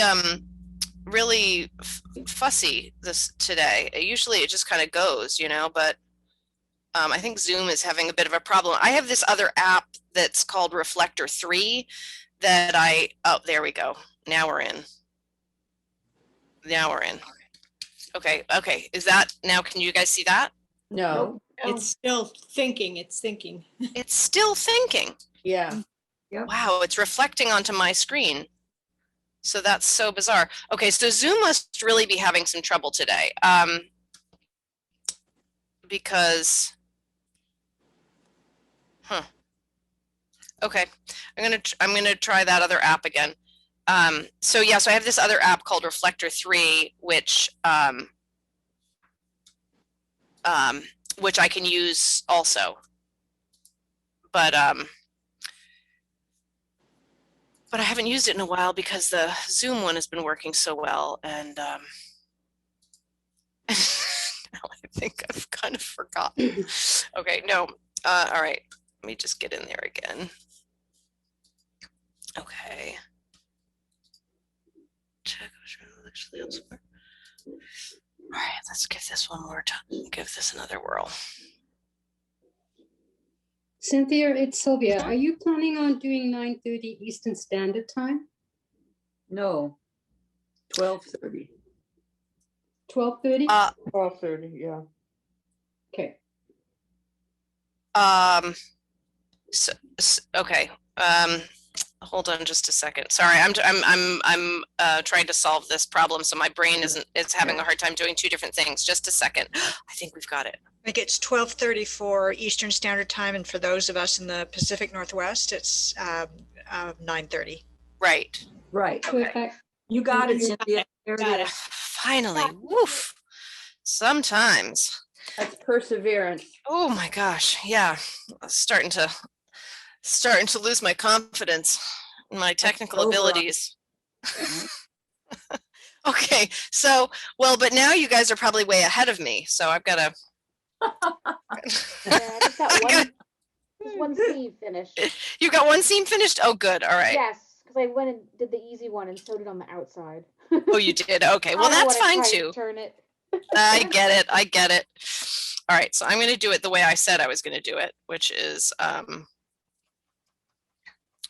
this way. All right. I'll see if I can zip along here. You can't speed it up with the camera, can you? Yeah, no, there's none of that. You got to do it in real time before you can speed it up. Right. You don't have like they do on cooking shows. Oh wait, here we have one that's already finished. Well, that's true. Yeah. Oh, I know. I know. Gosh, it takes so much time to do all that stuff.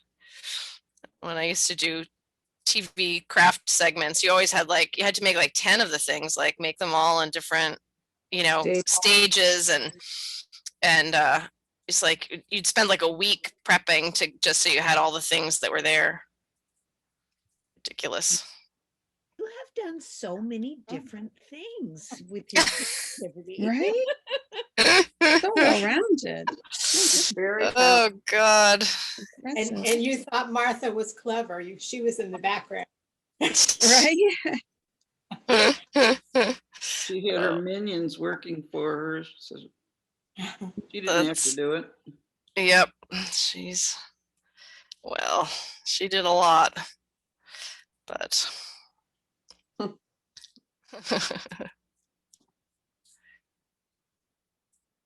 She's getting on.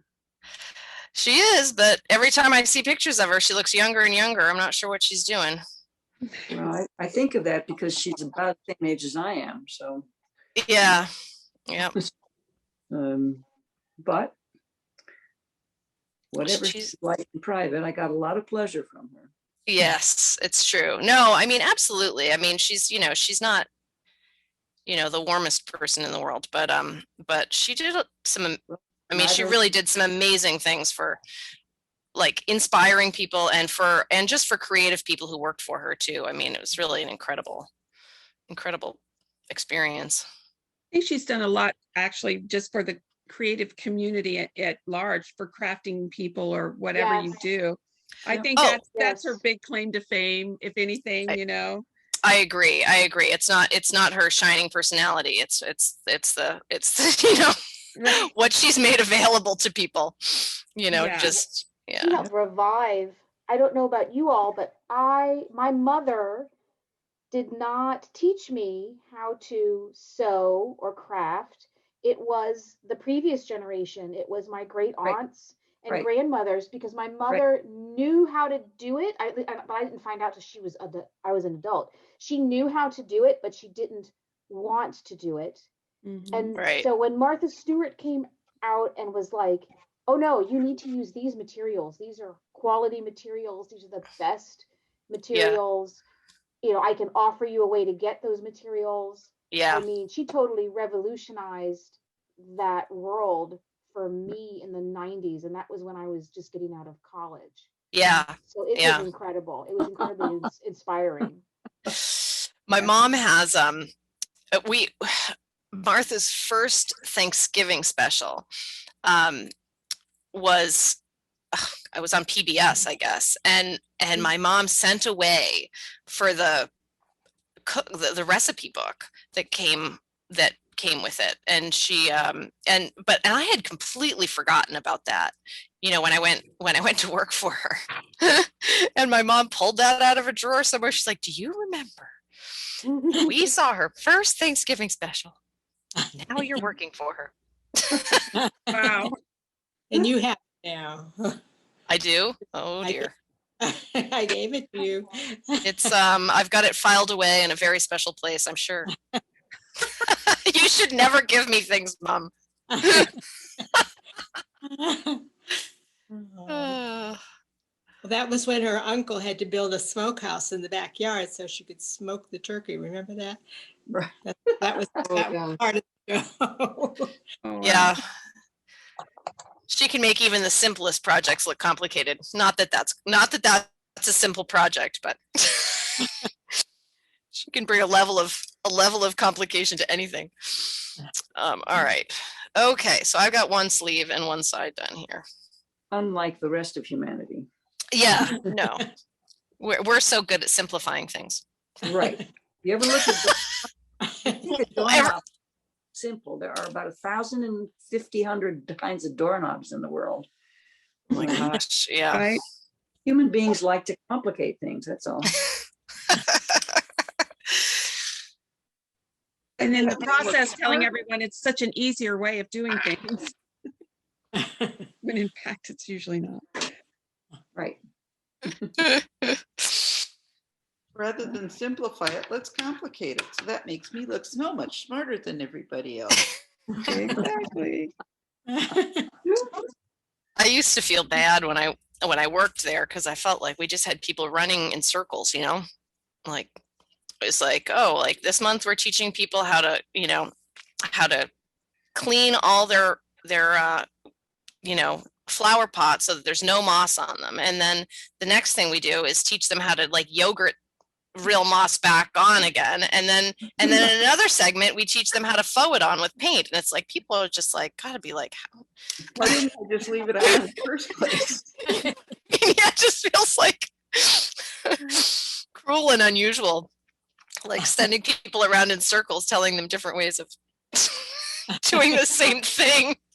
Okay, you can choose which one you want. I think that's fine. No, that's true. That's true. That's true. You don't have to do it all. I used to read the magazine and pick the one I wanted to do. Yeah. Well, that's good. I'm glad you saw it that way. When you work for her, you probably have to do it all. It's true. Yeah. It's true. Oh my gosh. I've still got bins of craft projects from her. I think my favorite one of hers was the April Fool's one, and I think she had done a quilt where they had like 100 different dyes and gradients. That was And my then- segment. Oh my gosh! And at the end, she said, "You know, I kind of like this. I may just make them do it. Make them actually make this." Oh, I'm so glad you like that one. I have that quilt in my bin.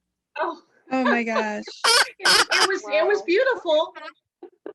Yeah, it really was. It was ridiculous. It was so funny though, because she really didn't get it right away. And then she did that right after that segment. She did some sort of, she was always doing gory jokes on April Fool's Day. I think she like cut herself or did some kind of fake blood thing. I can't remember. So she got us all after that segment. Oh, that's hysterical. I'll have to bring that. I'll have to dig that quilt out and bring so you can.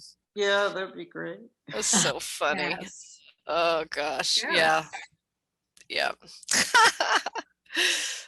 So good. She loved Halloween. That was one really fun thing. We did so many fun things for Halloween. You could tell from the magazine. Yeah. Yeah. Yeah, I have several Martha Stewart Halloween magazine issues in my library. The whole Yeah. magazine. I keep the Christmas ones. Yeah. I had boxes and boxes of them, but in one of my studio spaces, I had some kind of old mill building roof leak and they all got spoiled, but it's all right. I think it was I still have some. Oh, do you? Yeah. I think it was actually in the end, it was sort of this strange like disappointment and relief all at the same time. It's like, oh my God, I can get rid of these 4 boxes. Cynthia, may I ask you a question? Sure. When you're doing the ears of the rabbit. Yep. Not the ones with the pipe cleaner poked in the head. Okay. Yep. The other one. You just stick them on the top of your head, on the top of the head, and then just stitch across the top. Yeah. So, yeah, let me get a sort of a nice long needle so that you can see that. Where's the needle? Here we go. So, so I've gone through. Oh, that's what I wanted to know. Yeah, like that, and just stitched back and forth. Okay. Yeah. Yeah. Yeah, I had them too close and they didn't look right. Yeah. No, it's you know, you just kind of pin them on and until you get the right location and until you're happy with it, because they can be put in different places too, you know. I mean, there are slightly different personalities that you get from shifting the positioning of the ears and stuff, but when you get the other ears better, but these ears, try these ones. Yeah, I was just, you know, trying a different technique, but yeah. I'm too lazy to get out my Easter decorations. I'm just gonna make a couple more rabbits. When is Easter this year? No. The 4th. Early, The 3rd, the 2nd, or 3rd. Yeah. Yeah. First weekend in April. First weekend, okay, all right. Yeah. April 4, right? I think. Yep. Yeah. It's the 4th. It's April 4th. April Yeah. 4th, okay.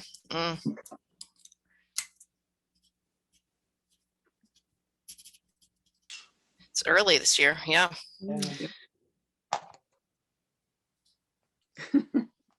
I haven't been going to mass until just because it really wasn't all that safe, and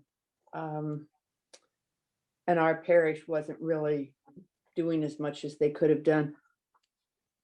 But I send my monthly instead of weekly collection. And so the pastor sends me the bulletins every 2 weeks. He'll send me the last 2 weeks. And I'm thinking, well, he's probably telling me keep the money coming. Right. That's what it is. Yeah, well, he can afford the stamp if I keep paying. So.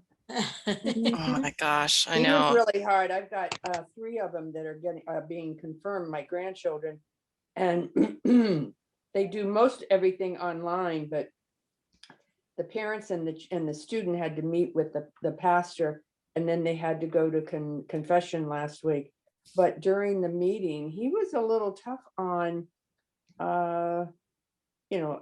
being kind of severe, and why aren't you and your children attending mass?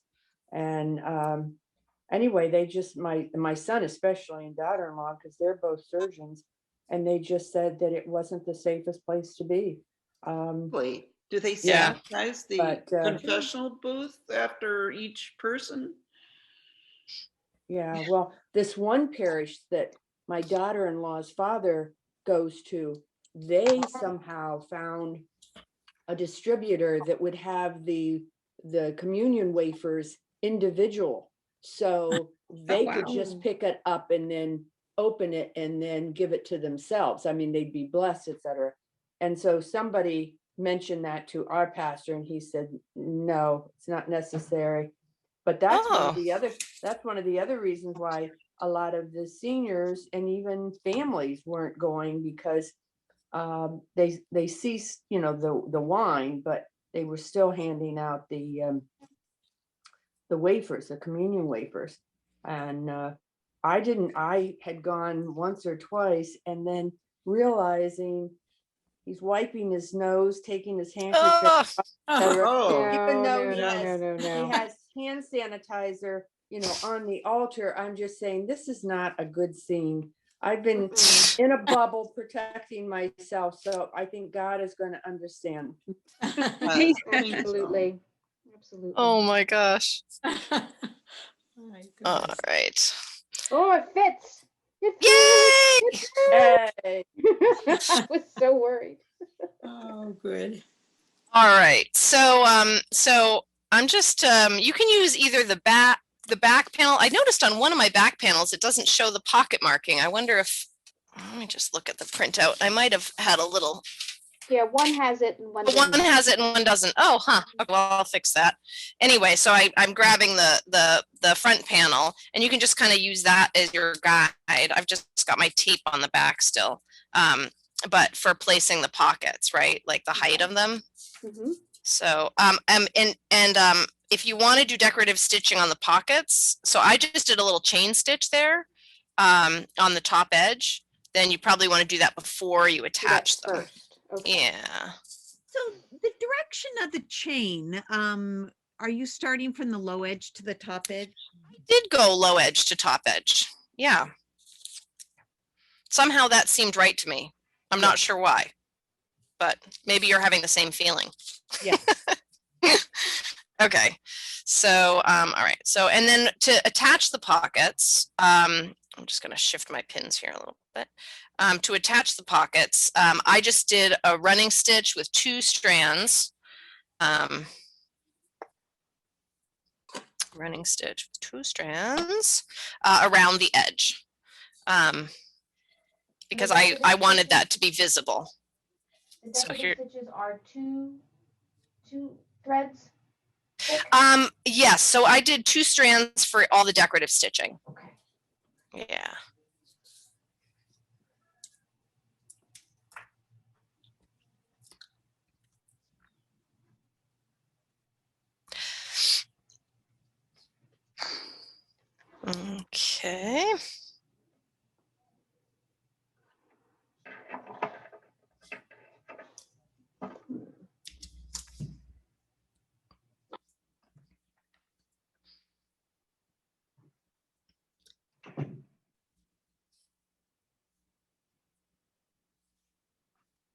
Oh, I gotta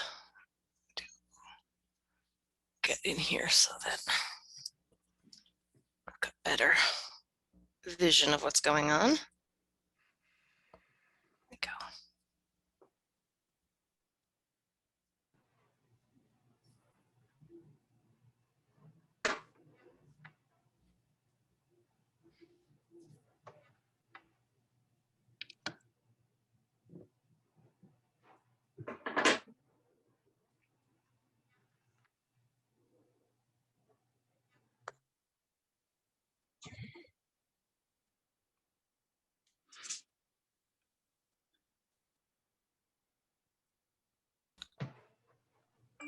Okay.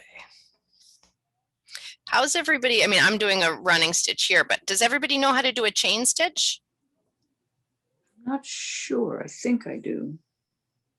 Okay. All right. Well, we'll do that too. Because that was what I used on the top of the pocket, but you can also do a running stitch on the top of the pocket, and that's super cute as well. Could you just show me a chain stitch? I can. Hold on. Let me get a I thought I knew how, another but piece of thread here. Yeah.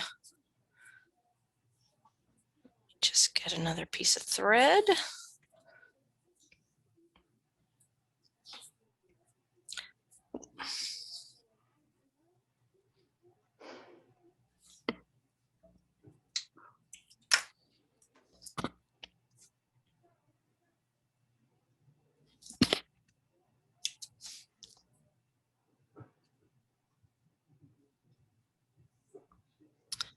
Okay.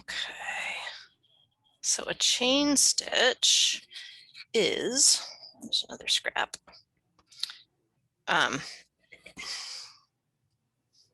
So you come up from the back and you make oh, I see. make, Right. right. So yeah, and then you exactly, yeah. So you and there are a couple of different ways people do it. People do it in different ways. Like I often will sort of hold my thread so it's where I want it to be, so it'll just, the needle will come up through that loop. Right. But some people do it like this, where they do let's see, it's almost like that knitting, kind of technique, where they'll wrap it like that. Okay. Yeah. And it's just connecting these. And then those are, they can also be made, and then the last one you lock it in with a stitch that wraps around the end of the loop. But you can also do them as individual stitches too. So you could do, and the individual stitches I usually call a lazy daisy, because you can just kind of go around and make these petals. Oh, right. Okay. Right. Right. Yeah. So like that kind of. Good. Okay. Thank you. Yeah, you bet. And I like that little lazy daisy stitch sometimes. That's what I used around the I like it around the tail hole in some of the jacket patterns I used it. That's what I did I think I used it as almost made like a little fleur-de-lis on the fox, on Felix's coat, using that. And then I made like a little kind of starburst on the other coat, the other long coat. I think I actually used it on I might have used it on the cape, the cloak as well, around the pocket, at the top of the pocket, because it just always looks so nice. All right. And where am I here? Oh, right. And the fairy coat. Yes. Oh, and the fairy coat, I used it there too. Yeah, I guess I'm kind of heavy-handed. I'm gonna have to come up with a new stitch that I like.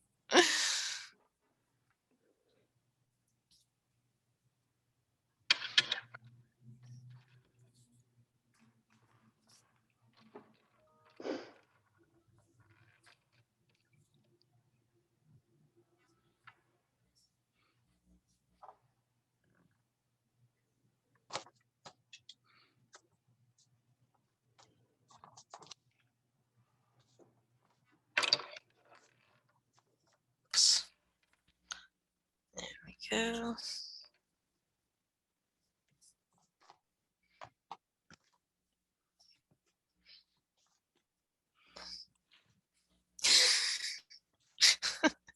Nico's in her bed, and she has this like kind of like little donut bed. And she's just like all like, wait, I have to take a picture. It's too ridiculous. Oh, you just moved. All right. No, she just moved, but she was all like curled in kind of a ball sideways, and all her legs were sticking up. And oh my gosh. They are so cute. Oh, right, the wrong place. My partner Karen was talking about all her like nap positions, and she was like, "Oh, nap composition number 3." This is like, I could just imagine this little cartoon that was like all the nap compositions during the day. Right. Yeah, cats do the same thing. So cute.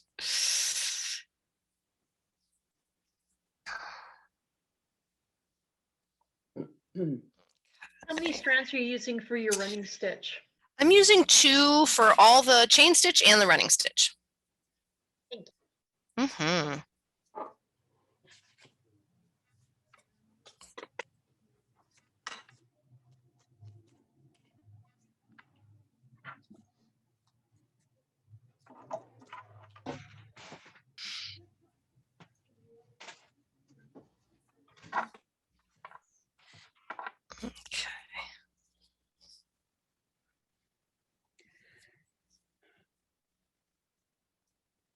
Your dog doesn't mind all these voices? All what?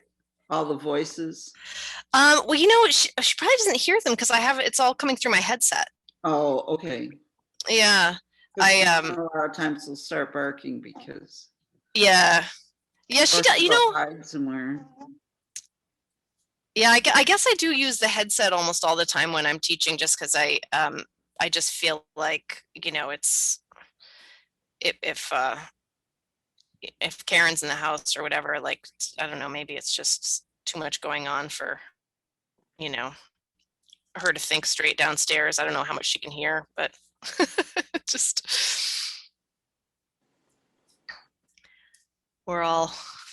everybody being kind of cooped up in the house together. Oh, hi, sweet pea. I get my second shot in a week. Good. That's great. I know, it's so. Yeah, I got my second one today, but I learned something. I mean, I was so elated that I've got my second one, and in 2 more weeks, then I'll have a pretty good immunity. However, I was talking to the 2 of these volunteers where you're sitting and waiting for the 15 minutes after you've had your shot.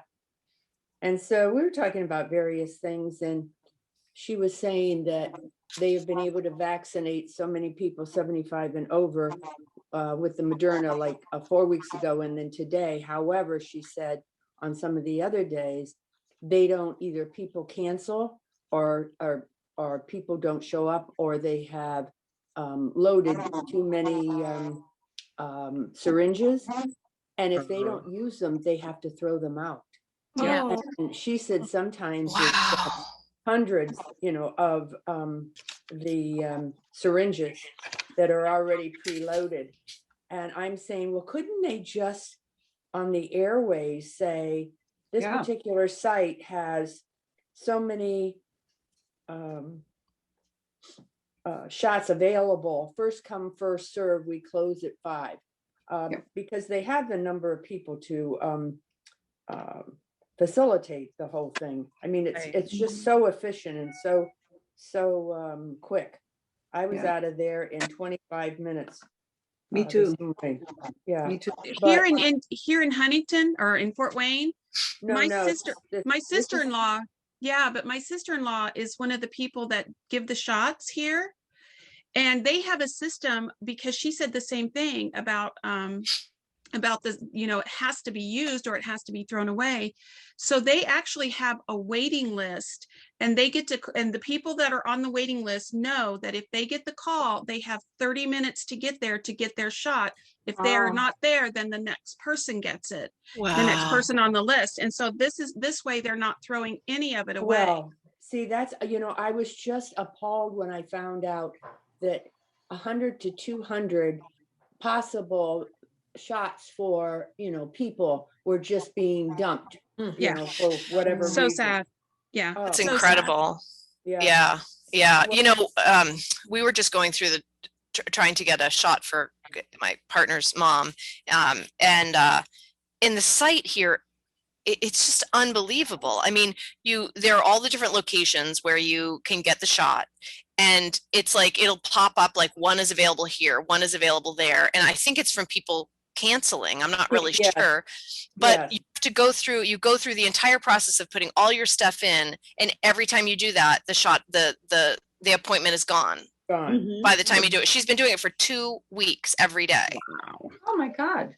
Yeah, it was unbelievable. And I just thought, and knowing now that like, doses are being thrown away, it's like, maybe you should just go and walk in, Well, and just, some people are doing that. Like Right. for Walgreens and CVS, there's some people that if they live close enough by, or they just make themselves available, they go like around 4 o'clock or 4:30, an hour, 45 minutes before they stop, giving the vaccines. And they've been able to get it because people have either Yeah. canceled. Yeah. So, Yep. Yeah. Yeah, that's a good, it just seems like, somebody should do an article about that. You know what I mean? Because, Here's a recommendation. yeah. I got one the second day they opened up to 65-year-olds when everybody was going in. It looked like there was nothing. If you go in the morning around between 9 and 10, because they start getting cancellations at 10, and you go to the very last page, to the very last day, because there's 2 pages. Yeah. On the first day and it's 0001, but you can't get it in time if it's just one. I wouldn't even try something that just had one listed. Go to the very last day, and I found 68 slots. So I filled mine real fast. I had things I could do cut and paste for things. I had a little prep note there all set so I could cut and paste stuff in. And then when I went back, I put myself in first. When I went back to do Peter, my husband, there were like 20 something. And for some reason, I couldn't get it to work. So then I started again. There were like 3 or 2 left. And I managed to get one. Wow. I really highly recommend that you go in the morning. Yeah. 9 Who wants to stand around for hours with possibly infected people and whatnot? I mean, we've been really trying to limit our exposure outside the house. Yeah. If you're trying to set up an appointment online. Doing it in the morning. Yes. Yes. I would never go down there in the morning. You go down there, half an hour before they shut. But if you're at home, you can just refresh your screen the last day. And sometimes they pop up a new day. Yeah. Oh my gosh. We'll get there. Don't even bother with going to the first few days. Don't even look. Yeah. The second page, the very last day, see what you get. Okay. Well, I'm surprised that more clinics, we were trying to get them through our clinics, and they don't have very many. Like the clinic my husband goes to, they're doing 70 and up. In fact, most places around here are doing 70 and up. Well, just within the last 4 or 5 days, Pfizer has had said that now you don't need to store it at the severe cooler temperatures, which means now there's going to be a lot more facilities that will be able to hold it, and then be able to give it. And that's why earlier on you had to be able to freeze it, well below, freezing. And so that eliminated a lot of possibilities. But now, evidently, that's been lifted. So that's going to create, physicians, your CPC or your PCPs will be able to have some, so anyway. I think things are going to start moving along. It's just going to be accessibility to enough vaccine. Yeah. How's everybody doing? Or have we got pockets on? Are you ready for the next step? Almost finished. Almost ready? Okay, hold on. I'm gonna find a missing pen cap so I don't lose my I'm not Sharpie. done yet. You're not done yet? Okay, that's fine. But I No, did get the little decorative stitches on. oh, good. Yeah, no hurry. Just I wanted to check in. I did my decorative stitch backwards on the second pocket. Oh, wow. Inside out. So. Oh, oh, I see what you mean backwards. Oh, okay. That is trickier. Yes, I've just taken it out. I'm redoing it. Okay. Cynthia, I wanted to come up with another edging stitch. So I don't know whether here's another edging stitch that looks kind of nice that I did for this pocket. Can you see it? No, it's not on screen at all, but I'm gonna but here I'm gonna simple stitch. I'm gonna take off my screen share here for a second so I can make you big. Let's see, spotlight. Oh, there we are. Okay. Oh, okay. You can see it. I can see it. Is it it looks very pretty, but I can't quite see the detail. It looks similar to a buttonhole stitch, but it really doesn't show up well. It's Palestrina knot. Oh, Palestrina knot. Or just Palestrina stitch. Palestrina stitch. Which, I mean, it looks prettier. I know, I'm looking at it on camera and it really doesn't look like anything. It looked a little bit like a buttonhole stitch, but now now I'm going to find buttonhole. It's not. I'm going to find it and share it. Hold on a second. But it's a pretty easy stitch to do. I mean, it looks sort of fancy, but simple. I mean, it's simpler than something like crested chain.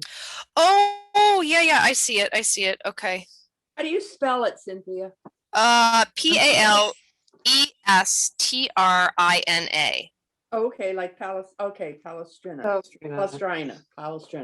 Oh, okay. Wait, I'm gonna take off our hold on a minute. Let me just go back and go to screen share and see if we're still Oh, it is pretty.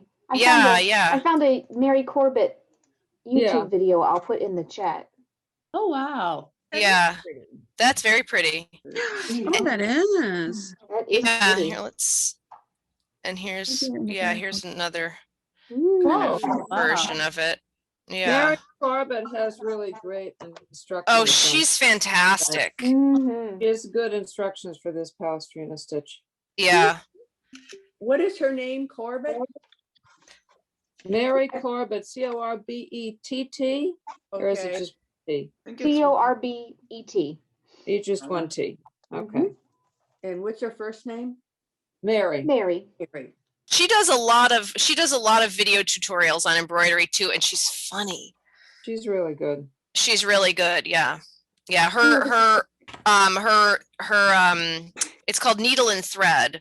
This is sort of her logo there. Mary Corbett's Needle and Thread. Huh. Yeah. But she does lots of video tutorials and so forth. And she's good.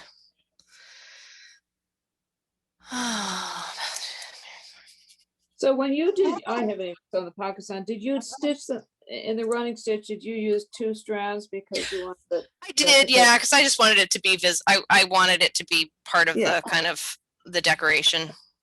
And you used a contrasting of some, Yeah, I used the same gold. I was just kind of going gold all the way around here. So I just realized something, and I didn't realize it in the pattern at all, that I had kind of left this in my original pattern with a kind of a corner here, but on all of the other on the ones that I've been making, I've cut off the corner. So I'm not sure why I left that in the pattern, but maybe I'll correct that. So I think I'm just gonna go and give it a little bit of barely take anything off at all, just take off that corner. And then go ahead and match it on the other side. Because that'll be easier to do. It's easier to do the running stitch. The chain stitch if you don't have a sharp corner. So, okay. Yeah, it's not if you're doing some other kind of stitch, you could totally keep the corner, but the chain stitch is just not as happy No. going Yeah. around. And you can do it here too. You can do it on this bit too. Same dealio. Just barely skim off that corner, and that'll make your chain stitch easier. Is that what's next after the? That's what's next after the pockets. Yeah. And then, yep. So nip off the corners, and then we'll, yeah. And then it's the chain stitch. Then we're basically, it's that and putting on a loop and a button. So I think maybe what we should do is I'm going to do a little demo of what I did. So I've got some chain stitch here, and I'll show you about the collar, like how that all works. Because so if you can see here on this finished one, you have you do your chain stitch from the kind of that little corner of where the collar would be. So you can see it here, like that shift. So you do a chain stitch all the way around, and then you switch sides and you do a chain stitch on this edge, because that's the bit that'll be folded down for the collar. You have to do it on two different sides. Yeah. So the collar one you're going to be doing with all of your inside stuff visible, and then the other one you'll be doing on the other side. So you whip stitched around first, it looked like, in white. So I didn't. I actually did the whip stitch after. So I'll show you that right. Okay. I'm going to show you that now, because that's, I think, something everybody can kind of take care of at home, or on your own, and we'll get through like the button and the loop thing together. But let me just show you this. I did that little chain stitch demo. Is everybody good with that, or should I do another one of those? I'm fine. Okay, everybody's good there. Okay, great. All right, so I'm using 2 strands again for the whip stitch that I paired with the chain stitch, and I'm just going to do a single knot, a single wrap for my knot, so that I can bury this this knot where I start, because I don't want it to show. You can see here that there's nothing visible here because I buried all my knots. So I'm just going to kind of show you that. So if you use a small knot and you start kind of way back from where you want to start your thread. So I'm going to start back here, and then I'm going to allow I can pull my knot. So now the knot is completely buried in here. And it's not visible at all, and it's between the layers. Does that make sense? Yes. Okay. All right. So then I get to this point, and I'm going to do, so now I'm just kind of working with my chain stitch as my guide here. And I'm making each chain, or excuse me, I'm making each wrap of my whip stitch match up with the chain links in my chain stitch. All right. I see. I'm just kind of going to the connection point. That's what makes it so regular. Yes, exactly. So I just match up with the connection points and do the whip around the edge. And it's also like, they're big enough that you get this sort of nice angled look to your whip, which is, I think, pretty with the chain stitch. Okay, so that's what we're getting there. And so you'll do that all the way around. So hold on, let me lock that focus. So one of the things that does everybody know, like, you're gonna have to change thread multiple times as you go around the coat doing the chain stitch. Do you guys do you know how to stop a chain stitch and connect the chain? No. Yes. No. Yes and no. Okay, I'm going to do one over here. So let's use this little sample bit that I was doing before. And we'll continue on that. Get a slightly bigger needle so I can thread it faster. There we go. Okay. All right, so I'm just going to come out here and make a few links.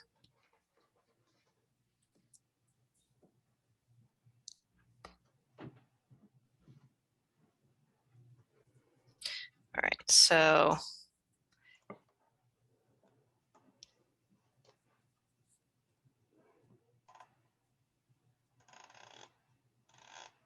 all right, so now say I've run out of thread. So I would end my link by just doing one more stitch down that secures the end of that link with that little purl there. Yeah. Right, you can see that stitch, and then I could knot off on the back. And I didn't really try to hide any of these, you know, like hide any of the knots, but then you would start fresh. So you'd get yourself another knot to start your next stitch, where you're starting again. And you're just going to go back through that last link. Oh. And start and make another one. I see. Yeah. Yeah. So that's it for starting and stopping that guy. Okay. So then on the loop, okay, so I'm going to put this one on a rabbit here. Oh, he's still got a pin in his head. Okay, so let me get further away. So here's our rabbit. And also, does anybody, I know we did kind of a little, or we had our video problem with the rabbit tail. Does anybody need to, we can maybe do another little, demo of that if anybody needs it today too. So here's the code. And this one I haven't done any of the decorative stitching on it, but I thought we'd take a look at what our options were for buttons. Buttons or snaps or connections. Oh, so this is the slightly bigger sleeve. It still fits the rabbit, which is fine, but let me try it on the lion, because that's what I was going for. I made it the red markings big enough for the lion. Oh yeah, we're good. Yep. Now his mane is a bit of a problem, but it'll be better on the girl lion. Okay, but it does fit. It does fit, and it was the sleeves that were really the problem. So, oh, and I've got his mane is in the way, so the sleeve isn't. Here we go. Give him a little tug so his hand comes out. Okay. All right, so good. We're good on the lion. The tail hole is in about the right place. That's good. The tail hole could probably be a little bit smaller for the lion, or maybe once all the stitching happens, it'll appear a little bit smaller, but you could probably make it a bit smaller for the lion. But anyhow, so that's good. Cynthia? Yes. I wanted to answer your question. I missed last week, so yes, I would like you to show the tail again. Perfect, will do. All right. I want to ask, is there no center back seam? It's just it's open and it's decorative? It's open and it's decorative. Yep. So this is the final resolution of the hole. So we do the chain stitch around the collar on this side, and then you switch and you do the chain stitch around the the outer seam, and then you go back and you do the whip stitch if you want to, matching up each stitch with each link. So that's the final resolution there. And then we were just going to figure out what our options were for buttons or snaps or whatever for a closure. All right, so so on this one, I did, if anybody knows how to do like sort of like macrame stitches, or like making those friendship bracelets or whatever, it's like a mini macrame. That's what I did to make this loop. But you could also use if you didn't feel like going through the work of that, you could use a pearl cotton thread So let me get that and we'll just take a look at what that looks like. Because that's sort of the faster option. Hold on, let me get some. I'm not sure I have any great colors. Oh no, I've got a gold that could work. This one's maybe a little bit. This is a little bit thin. What number is this one? I think number 8. If I could, I would go with a thicker one, but you could just stitch on. You could just thread your needle with the pearl cotton and make a loop with that. You could also do a snap. You could do hooks. Let me get my little hook and eye hook and loops here. What do we got here? Got a lot of loops. I don't know where my hooks are. There they are. I've got a couple of different sizes of loops. So these are just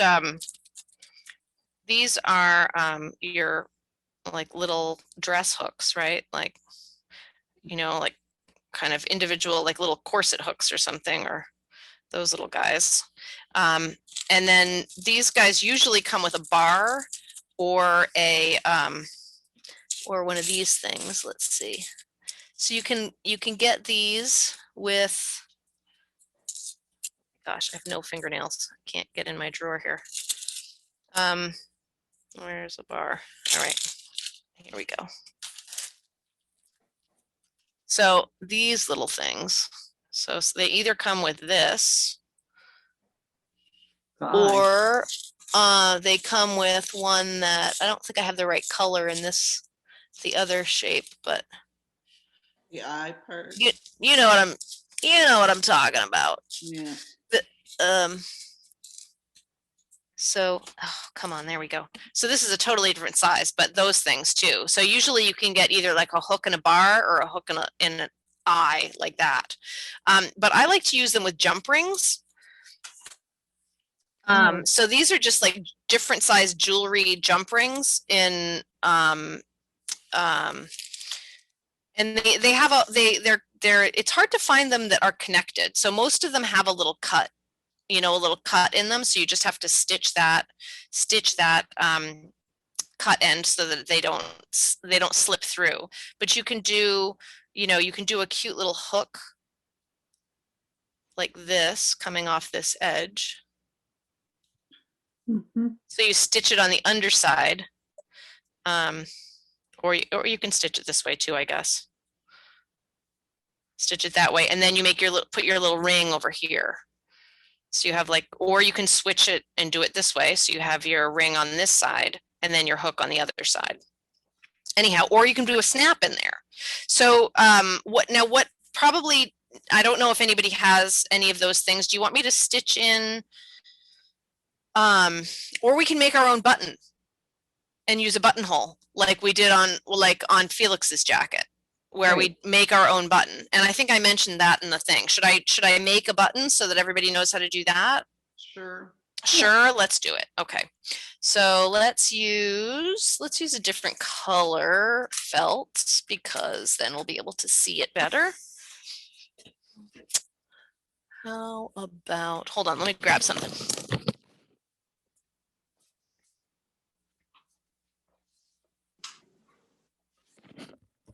This is pretty close to my decorative thread, so let's do this. Okay. So you don't really need a pattern for this. But if you have the Felix coat pattern, if you have that in your little collection of stuff, you can use that. But I'm just going to cut a little circle. Does a hole punch work? I don't have a hole punch big enough, but if you've got one that's big enough, you could try it. And then once I've cut one that's pretty round, then I can use that as my guide for cutting the second one. And I just sort of pinch it and shift it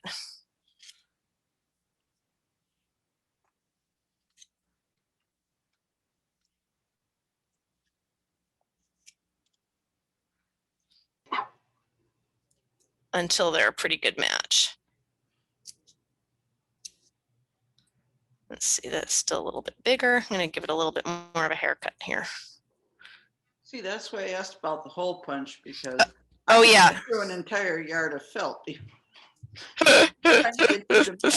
Well, you know, the other thing that you can do too is use a tiny circle template and draw it on a piece of paper and use a itty bitty piece of double stick, and that'll help you get a you know, a nice round shape. But yeah, you're absolutely right. It's that part is a bit fussy. So I'm gonna say on this that I would use a single strand of thread to, so the two layers are because one layer doesn't really hold its own enough to be a working button. So the second layer just helps me, it helps you know, to stiffen it enough so that it can behave like a real button. I have also made buttons using a hole punch and leather, which is pretty cute. So that does work. So now I'm using contrasting thread on here that kind of matches the coat, and I'm going to stitch the two layers together with a buttonhole stitch. So so it's basically, you start like you're doing a whip stitch. So I've got my two little pieces together, and then I'm going to go through the back side of the loop in the direction that so it's like in the direction that I'm stitching. And I'll just make my way around this tiny little thing.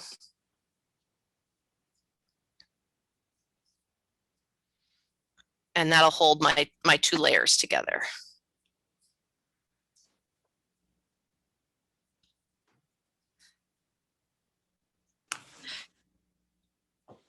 I do have a really fantastic hole punch that I should, I don't know if we've talked about it in any of the other things, but it's a Japanese screw punch or Japanese screw drill, I think they call it.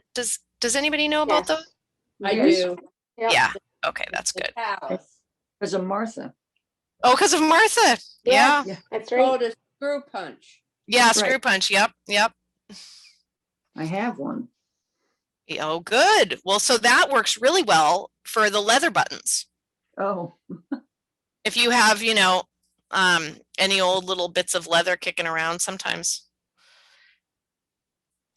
we do. I've cut up old gloves that had holes in the fingers and used them for things. Not that those are a little too fine for buttons, but okay. So cute. Nice. So there's our ultimate goal. And then I'm just gonna slip through the back here and make a little knot. Actually, maybe I'll leave my thread attached because I'm just gonna be stitching it to the coat. All right, so here's our coat. Go back a little, figure out where we're gonna put that. All right. So I'm going to draw a little buttonhole here, mark a little buttonhole. So I'm doing this in pen so you can see it, but I probably would do this not in pen. Not in pen. If you weren't sure where you wanted it to go. So I'm just going to put it, I'm going to put it here. So it's kind of like below the collar. So that's where I'm going to cut my hole. From there to there. And so sometimes, where's my cover? There it is. When you're, you know, you don't want your buttonhole to be too big, but the good news is if your buttonhole is ever too big, all you have to do is like stitch one end of it closed. You know what I mean? Like shorten it by stitching one end closed. Yeah. So I'm going to take this off here and then cut my buttonhole. So I like to use a little, I don't know if anybody's got any of these, this little Olfa cutter. Yep. Brilliant. You guys all have awesome tools. I love it. So on a cutting board, I'm just going to find some cardboard because I don't think my cutting board's really going to fit on the table here. Here's a scrap of cardboard. So I like to use these to cut the buttonholes. Oh. Because it's hard to get in there with the scissors. Yeah. And make a straight line. And make and make a nice straight line. Yeah. So I'll just kind of, there we go. Give me a little spot for my buttonhole. And then I need, should I use gold? I'm going to try this. This might not work, but I'm going to use this little pearl cotton because I have it sitting next to me. And I'm just going to give it a try and see how it works for the buttonhole. But normally I would normally I use if I want the buttonhole to sort of fall away and be less visible, I'll use a single strand. And if I'm using a contrasting thread and I want it to be visible, I'll use 2 strands.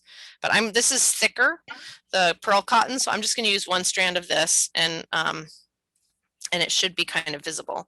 Let's just double check my size. I think I'm going to make that. You know, make your hole kind of work with the button that you've made. I think I had to make mine a little bit bigger there because my button was smaller. Okay. So I usually start from the inside of the coat, wrap around to the edge and come back. So that I'm ending not right at this edge. So I came up from the back and I'm going to do the buttonhole stitch around the inner edge.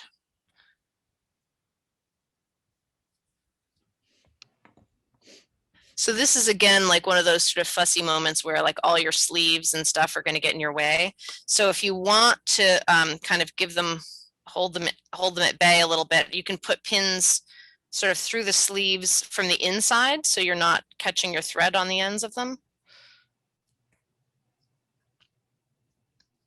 Okay, and then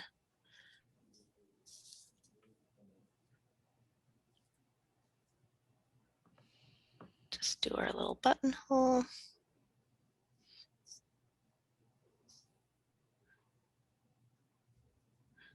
Oh, the pearl cotton's pretty nice. It's it really like fills in the gaps, you know, and gives you almost this solid, a solid looking stitch. I thought it might be nice.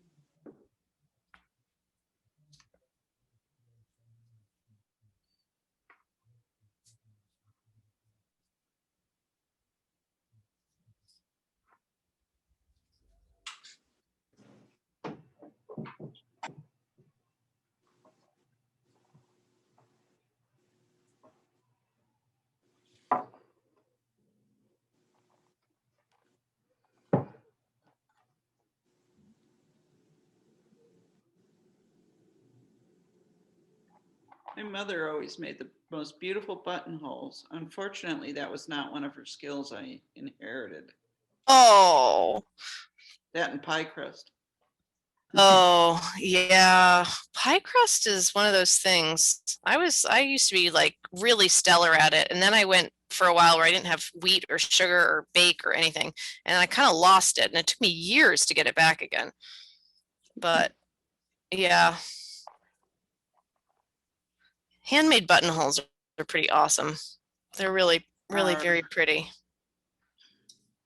Okay, so there's our buttonhole, and I'm going to just move my knot away a little bit from the end of that.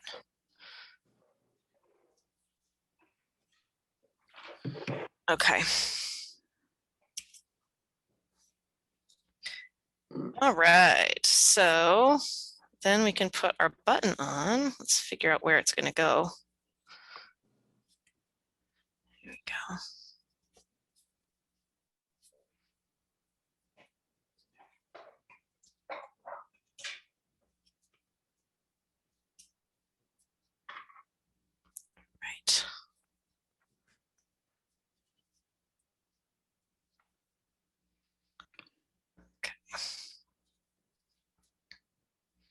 All right, so you can kind of cross it and get the collar in place so that it looks, you know, looks even. And because we're doing a button, we kind of want to make sure it's oriented so the button is in the center, I think. I mean, let me just see what it would look like if you went way up to the side. Yeah, I think it's better if you kind of open the coat and let it be a little wider if we've got that button in the center. Okay, so I'm going to mark a spot for my button, and I think I want to mark right at the end of the buttonhole here. So it's like right here, like rather than putting the button here or putting the button right in the middle, I'm going to attach the button right at the end here, and then it's going to it's kind of lock it in place so it doesn't shift in the spot that I want it. Okay. So I'm still attached here to the end of my button.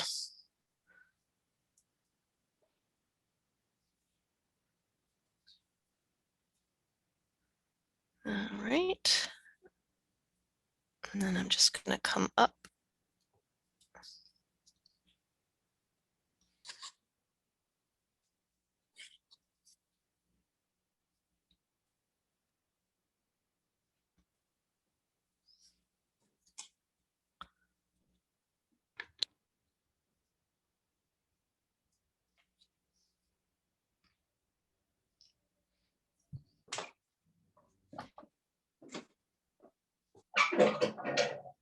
Okay. So that's it. Just attach that little guy, and then we'll see what it looks like.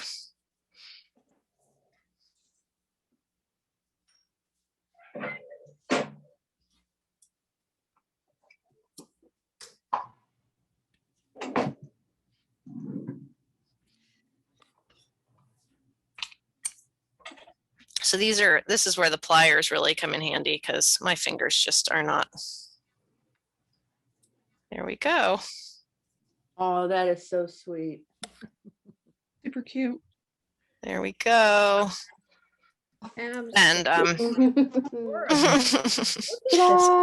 so this guy doesn't have any of his decorative stitching on the outside yet, but that's it.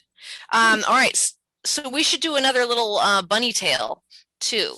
So let's do that demo. I'll put these things away.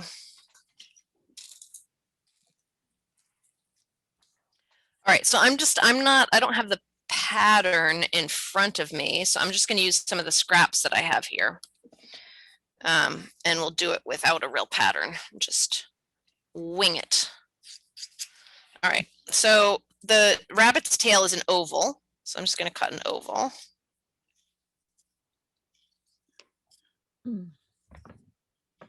Something like that. And then, so what we want to do is make a little hole somewhere down here and sort of like, maybe like 3/4 of the way down, right? And that's where our pipe cleaner is going to go in. So this is about 3/4 of the way down. So now I've got a little hole here for our pipe cleaner. And I'm just going to use whatever thread I have kicking around here. So right now it's the pearl cotton. And so we're going to gather around the rabbit tail. So I think I'm going to start my stitching at the top of the tail, the hole at the bottom of the tail, and then it'll, I'm not sure I can describe why, but I think there's a good reason. Okay, so my intuition says this is the way I should do it. Okay. So now I'm using pearl cotton, which is a lot thicker. I would recommend for this gathering, you could probably use 2 threads because you are going to be pulling. So what I would say, recommend 2 threads for the gathering part.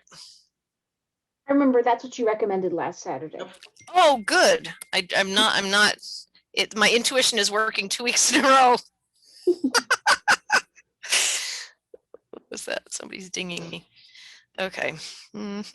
All right, so then we're back at the top here. All right, and then we would take our pipe cleaner, which is not next to me. Hold on a minute. Take our pipe cleaner. And we don't need a whole length. We don't need that much. So I'm just going to trim a little bit off.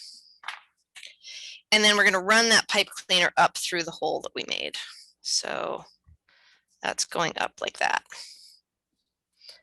And then we need a little bit of stuffing. So we'll take our little bundle of stuffing. I'm not quite sure how much I need here. That's probably too much. So that's probably pretty good. Something like that. And then I'm going to take the pipe cleaner end and just kind of hold the stuffing with it. So fold it around. Oop, somebody is just arriving. Who is that? Hold on a minute. Let me just make sure. Okay, I don't know who that was, who just arrived, but welcome. Okay, so all right. So and then you just kind of pull this down, have your pipe cleaner up inside there, and then you can gather your thread. So you've got something like this.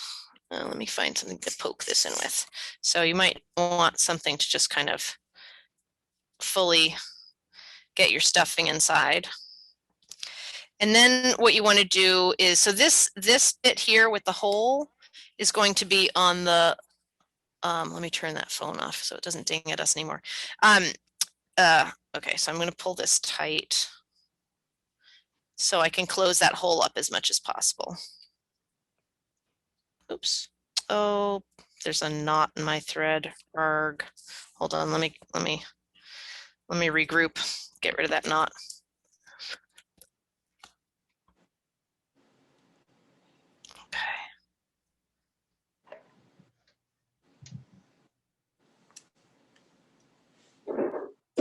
All right, so you want to just pull that taut to hold the gathering in place. And then you can kind of go across here and kind of close up that hole. So this is going to be against the body of the rabbit. So it's not, it's you know, maybe not the most perfect finishing that you could have, but maybe I'll do a little quickie needle felting demo too, just for kicks. Yes. Because that's another option. So all right, so then you would knot things off there, and of course you'd be using matching thread and so forth. All right, so now you have this bit. This is still too long, so I'd trim off something like that and fold this back. And then do we have a bunny without a tail? Let's see.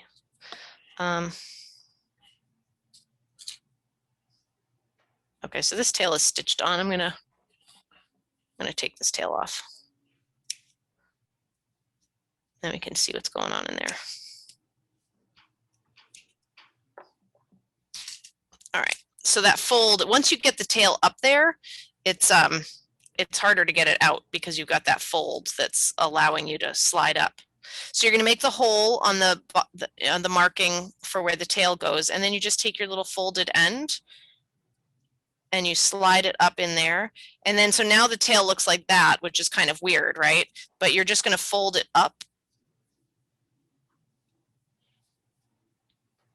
And of course your tail is white. So this little thing is not, okay.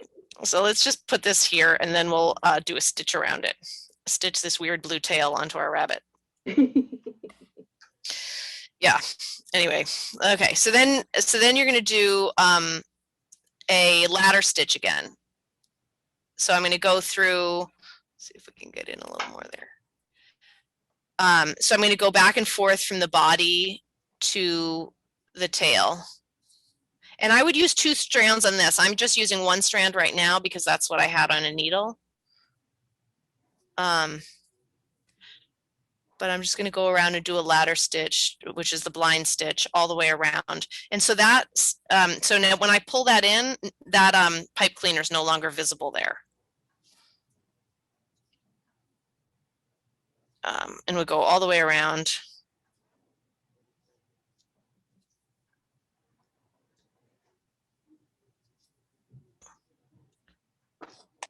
And if you want, you can go around twice like we did, like we do with the neck sometimes, but I'm not going to do that this very minute.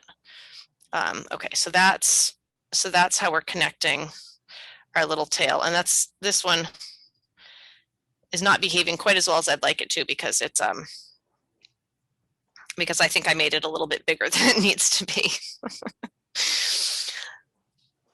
The pattern is a better scale than this particular tail that I just made. But so that's the idea. You can see that, you can kind of see the gathering from the side, and of course you can see all my knots because I didn't do any of the right color.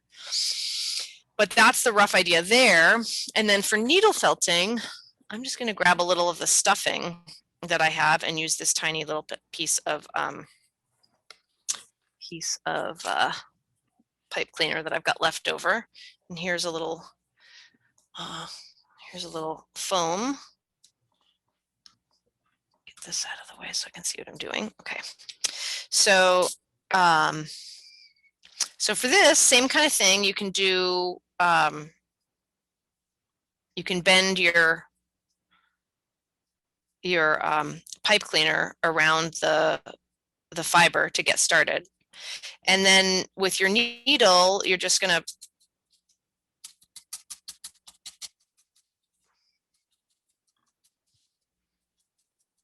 so this is just the regular stuffing that I use, which works fine if you want to make a tail out of that.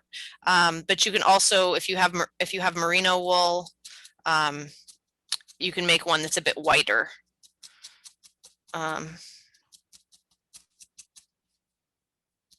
That is super cute. Yeah, so it's really simple. You know, there's not a lot. You know, and if you have like, so here's my pipe cleaner. You can kind of see that end. All that fiber is going to be so tangled around there that that it won't come off. But if you need to trim a little bit off there because it's poking out, you can do that. And that's it. You just kind of hit it with the needle and kind of go around and around until you have the size and the shape that you want. And you can, if you want to wet felt it too, you can do that also, where you would just put it, like you could take it into, let me get the focus on again. You could take it to the kitchen sink and put a tiny bit of dish soap on it, and you wet it and kind of roll it around like that. And that will give you, that can give you a smoother surface than you can achieve with the needle. If you want to try that, that works. You can get a smoother surface with like a merino, not as much with this stuff, but you just go around until it's a nice little oval about the same size as what we were doing with the stitched one, and then you just attach it the same way. So this one, here's the difference. This is the merino, so it's a little smoother. I haven't worked this one so that it's all wrapped evenly, you know, super smooth around there. I haven't it's still a little lumpy because I've done a quick job at needling it. But that's it. It just kind of keeps getting denser and denser the more you poke the needle in, and it tangles the fibers more. And then you attach it the same way. Cynthia, can I ask a question? Yeah. On this needle felting, I bought some stuff, and it's what gauge are you using? Needle? Yeah, the needle felt. So yeah, good question. So there are, let me see, I don't know if I have my needle boxes here or if they're at the studio. So I think, so it's like 38 gauge, I think, is like for just general. And then as you get up to like 40, I think you're getting finer, but then as far as the needles go, there are different kinds of needles too. There's a star needle, and there's a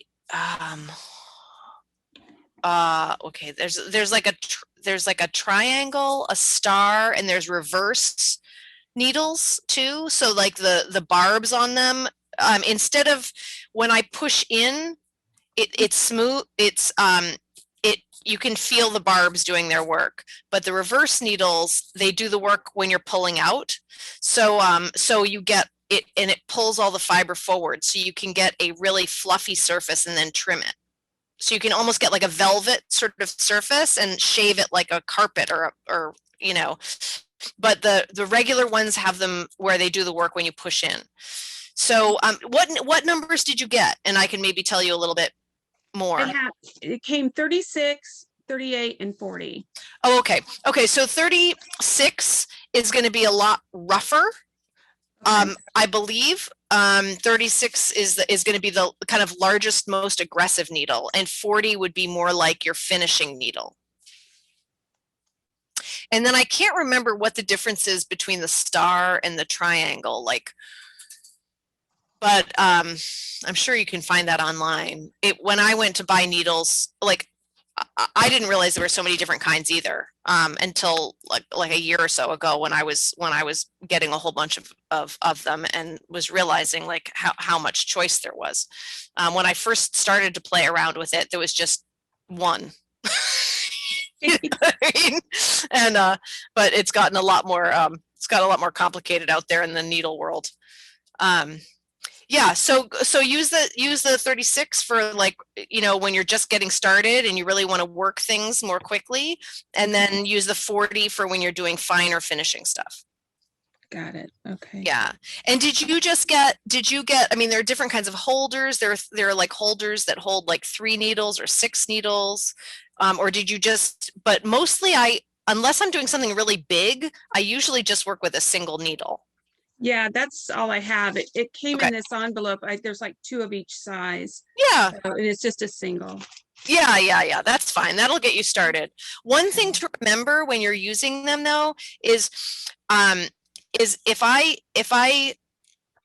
enter at an angle this way, I have to come out at the same angle. If I enter this way, I have to come out at the same angle, because if I go in and I pull to the side, that they often will break when your work gets more dense. Oh, okay. So you want to go in and out with the same motion, not like in and twist and come out, because they'll bend and break.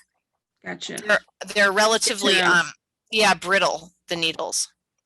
I'm trying to think if there's any other little the tip I have about needle felting is if you're doing finer things like this one, you're holding on to the pipe cleaner, so it's no deal. But if you're putting the needle right next to your fingers, those little purple plastic felt finger, you know, it's like a thimble. It's like a thimble, but it's like a protector, a finger protector. Without a rubber, and it really helps, because otherwise you're going to jab yourself a million times. Oh my gosh. Yeah, no, I've so many times. I think I already have done it just now while I was doing the tail. Yeah, you can easily, you know, and regularly you will poke yourself. So so if you know those, I'm sure that I have I have not used the finger guards, but every time I go to do a project, I think I should really order some of those. So yeah. So anyhow, yeah, so that's the tail. Does anybody else have any other questions, or do you feel like we've covered everything for the coat and the tail end of the rabbit? Anyone? Actually, I do have a question, which was in one of your pictures. You had really cute carrots. Yeah. So those I did. Those are included in a rabbit pattern that's on my it's a different pattern. Yeah, it's a different pattern, and those, but yeah, but you know, honestly, you know, carrots are just like a triangle. Like, you know, like, I mean, not that you shouldn't go and buy that pattern, but but let me just, but so basically this is a carrot. I have enough to do actually. But you know, and then you just fold it in half and whip stitch the side, you know, so if you folded it, it would be like that wide, and you'd whip stitch this side. And then I think what I did for the stitches, like to make the, you know, because the carrots kind of have right that mark. action. I mean, I think I just went through and did back stitches kind of in a spiral action around the carrot. Okay. And they're fun to do in like you know, because carrots come in like the purple carrot and the orange carrot and the white carrot, you know, it's kind of fun to make them in different colors. And then like the greens, I don't know, I mean, I think I just did something like that. Okay. And I might have like folded it and tacked it a little bit, I don't know, but a couple of those and yeah. Okay. So yeah, so that's the basic, very rough version of the carrot. Good. Okay. Yeah. Awesome. All right. Well, I have the exciting task of going to do my taxes. I'm going to finish them up this afternoon. Good. Oh So, boy. I know. So I should be prolonging and trying to hang out with everyone as long as possible. But I think I'm going to go bite the bullet. Cynthia, Yeah. will you put the finished code back up on screen? I'd like to look at it again. Yes. Hold on. Here's the one on the rabbit. And here is, let me zoom out a tiny bit so you can see everything. And here's the one that we didn't do. I haven't finished the stitching on. Cute. Okay. Thank you. You are welcome. Yeah. Cynthia, we realized something with the coat. What? Is, if you do a little tie around it, you can actually make it kind of look a little like a bathrobe. Oh, that's great. Yes, absolutely. Make it look like a bathrobe. Yeah. Oh my gosh, put little slippers on them, little Oh yeah, cap. that's right. Where have I got those slippers? Now I want to see what the slippers look like with it. Oh, I don't know what bag they're in. They're around here somewhere. Yeah, definitely. And make bathrobes and send pictures. Make coats and send pictures. And now you guys all know where to find the in that community section. You can post stuff there, or you can tag things with the CTS Patreon, which I try to go look at pretty often, but I don't always catch it every day. But if you're doing Instagram, and then I can, if you do it on Instagram, I can just click on it and make it one of my stories, so it pops up on my page. So that works too. But yeah, send me pictures. All right. Let me Thank you for doing this again. It's really fun. Oh, good, so good. fun. I enjoy it too. And we'll do some more. I think I'm gonna try. I feel a little bit bad because I know we've got people who don't want to join us and who are waiting for videos. So I think I'm really gonna plug away and get that duck done this month and try to focus on that and finishing up my taxes and stuff. But I wanted to show you, for those of you, you know what? And now, have any of you, I was going to show you guys the duck foot, and I know that's not really fair either because the people who want to do the duck are not here, but I wanted to show you guys, anybody who's working on the duck, I just wanted to do some close up, show you on screen. My Lord. Who's in charge of organizing in here? Oh, here it is. Okay. Mine, apparently. Okay, so two things. Now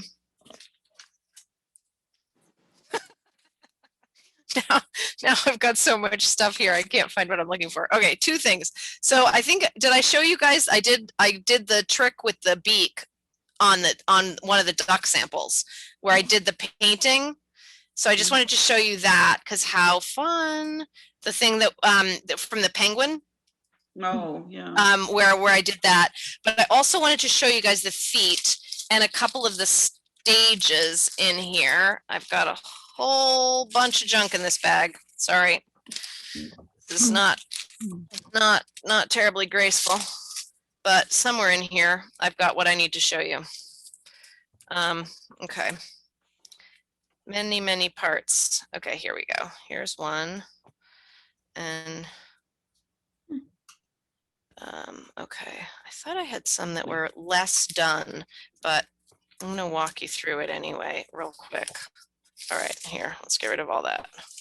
Look at the ones that work. Okay.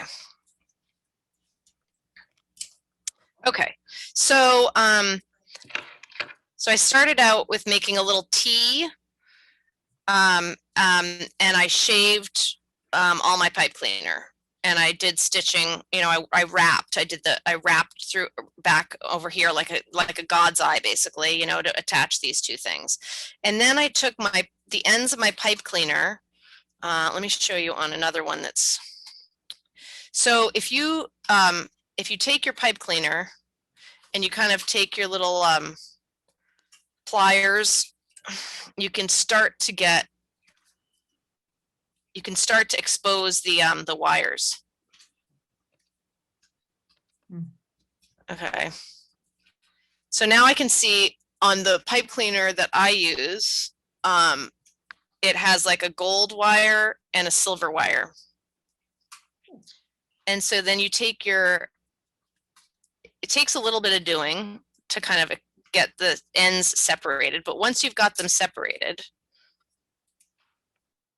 enough, you can untwist with your fingers. But I like to get the beginning part done first with something so they don't poke you. So then you can just kind of untwist and all of this fluff comes off. Okay. But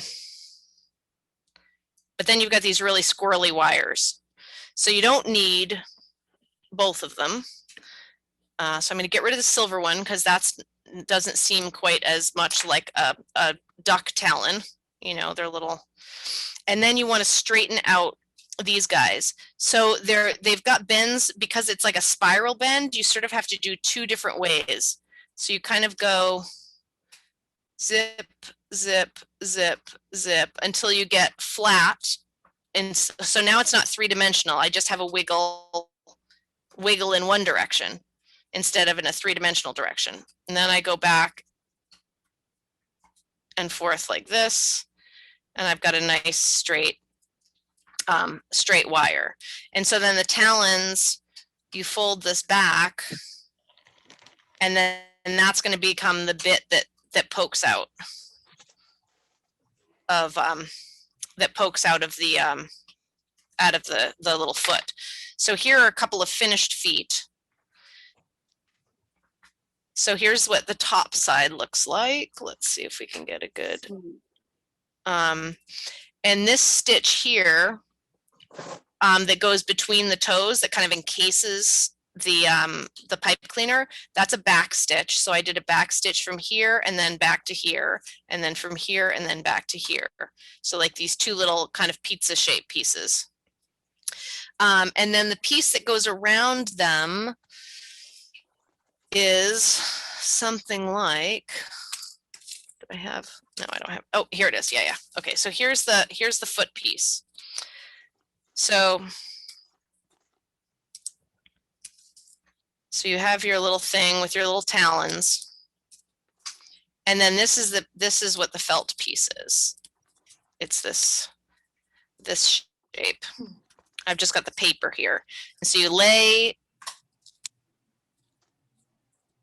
your foot down, something like that. And then this side gets folded like that. And this side gets folded like that. And you can kind of open the foot to however big you want it, you know, but basically those two get folded. And then you do this stitching and this stitching. And then you come back here. And once those are stitched, you have to get rid of some of this excess. So then you get rid of that. And you get rid of that. Oh, the wire's in my way. So I left the wires long on this piece, but you should, here, I'll explain that in a second. Okay, so then you have this. So you have your felt that are covering the outer sides, and then there's a little rectangle with a little point, and that piece, do I have that pattern piece? No, of course not. But that's okay. So that the little rectangle with the point lays over this one, and then you stitch on either side of that, and then you can trim off the extra. So this one, I think you can still see. Oh, let's see. I don't want to be zoomed in. I want to be focused and at the right height. Okay. So this one, I've got one side is trimmed right up to the edge, but this side is the other bit of the rectangle. So I would trim that off.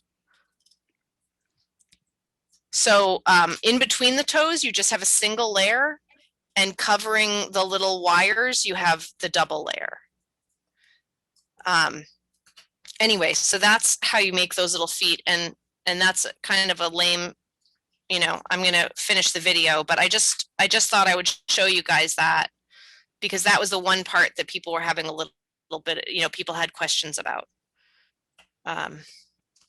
So anyway, if you're going to make the duck, because the pattern is there already, I just haven't finished the video, but a lot of people can, you know, have been doing enough of this that they can assemble it without too much trouble. But the feet were the one weird bit. So anyway, so that's that. And now I've got a big pile of junk here. All right. On the painted bill. Yes. It's felt first, and then do you paint it, and then you put a coat of like clear nail polish? Is that what you did?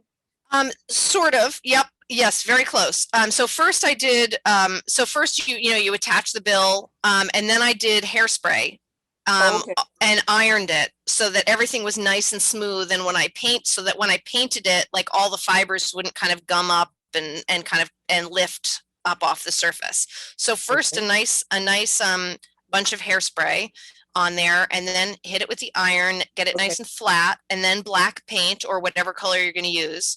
And then you let that dry, and then you do the clear nail polish. Okay, got you. Yep. And if the beak is already on the face and you don't want tons of hairspray here because you've got your fluffy, you know, you're trying to maintain your fluffy surface, just mask it off with a little washi tape or a little paper or whatever you can figure out to kind of mask off the area that you don't want to get hairsprayed. Okay. Yeah. Put a little kerchief around his head or something. Yeah, so there we go. So feet, and he doesn't have his wings yet, but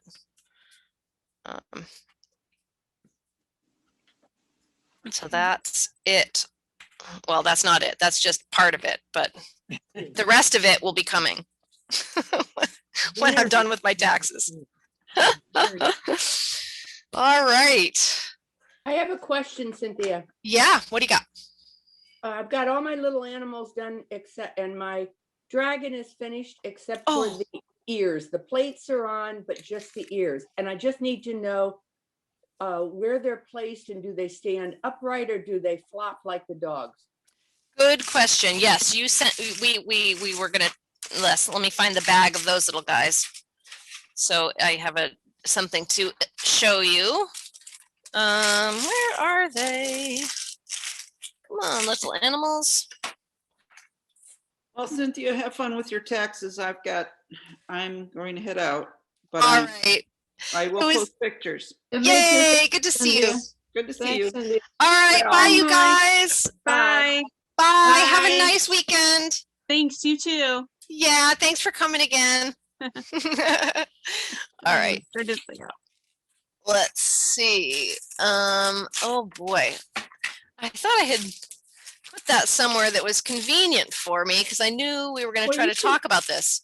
You can just tell me, this is what he looks like. Can you see it? I do. Oh yeah. Yeah, so those look good. So you know what I did is I wanted the ears to flop down a little bit, but when the felt is at that scale, it doesn't really flop that much. So I spritzed his ears with hairspray and just kind of held them down a little bit. Okay, before you sewed them on. No, I think I did it after. Oh, okay, that's fine. Okay. Yeah, I think I did it after. So, you know, and then I just kind of like positioned them into their kind of like cute little shape that I wanted. Yeah. But do I have them? I did them like, kind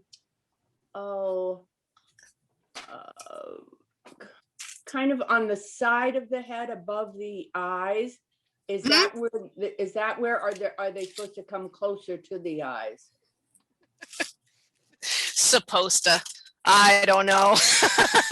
What are they supposed to do? Hold on. Okay. Let me oh wait, I've got this up here. So here's our guy. Okay. Oh, all right. So I have to fold those too. So it looks like I pinched them. Okay. Before I stitched them on. Okay. And then I kind of like gave them a little. Okay, I you know what to do now. Okay. Okay. You know what I did? Look at the side. I have my 3 plates on the head. Yeah. Then I put 2 down his back. Oh, I love it. That's great. I didn't put the pom-pom on the tail. Awesome. He looks great. Okay. Well, now I know now. So then all of those are finished. Good. Good. I worked on another adult rabbit, so now I have 10. Oh my gosh. Well, they're for the grandchildren. So each of the grandchildren will have an adult bunny, a mama bunny, or an adult bunny with 2 children. So you have officially made more of every single animal that I've made than I've made myself.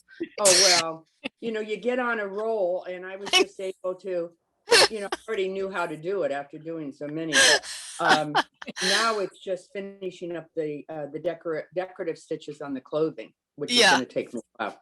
Anyway, but I will talk to you tomorrow in regards to hair. But I'm going to watch the video again about the 2 different methods that oh wait, no. I gotta show you something else before you go forward on that hair thing. Just a second.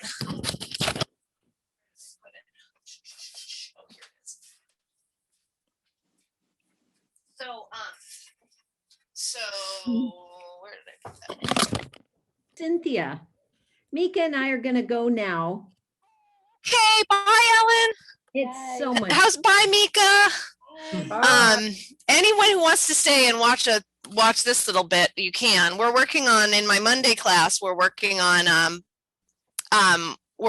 dolls, and we've been and there's so many different ways of doing hair, and we've been exploring some of the different ways. But so Anne thought of something the other day. Hold on, let me just push all this stuff out of the way. And I'll bring out, do I have any of the dolls handy? Oh, here's one. So here's one. She doesn't have her. Here, let me put her. So here's one of the dolls with her cute little shirt. Hold on.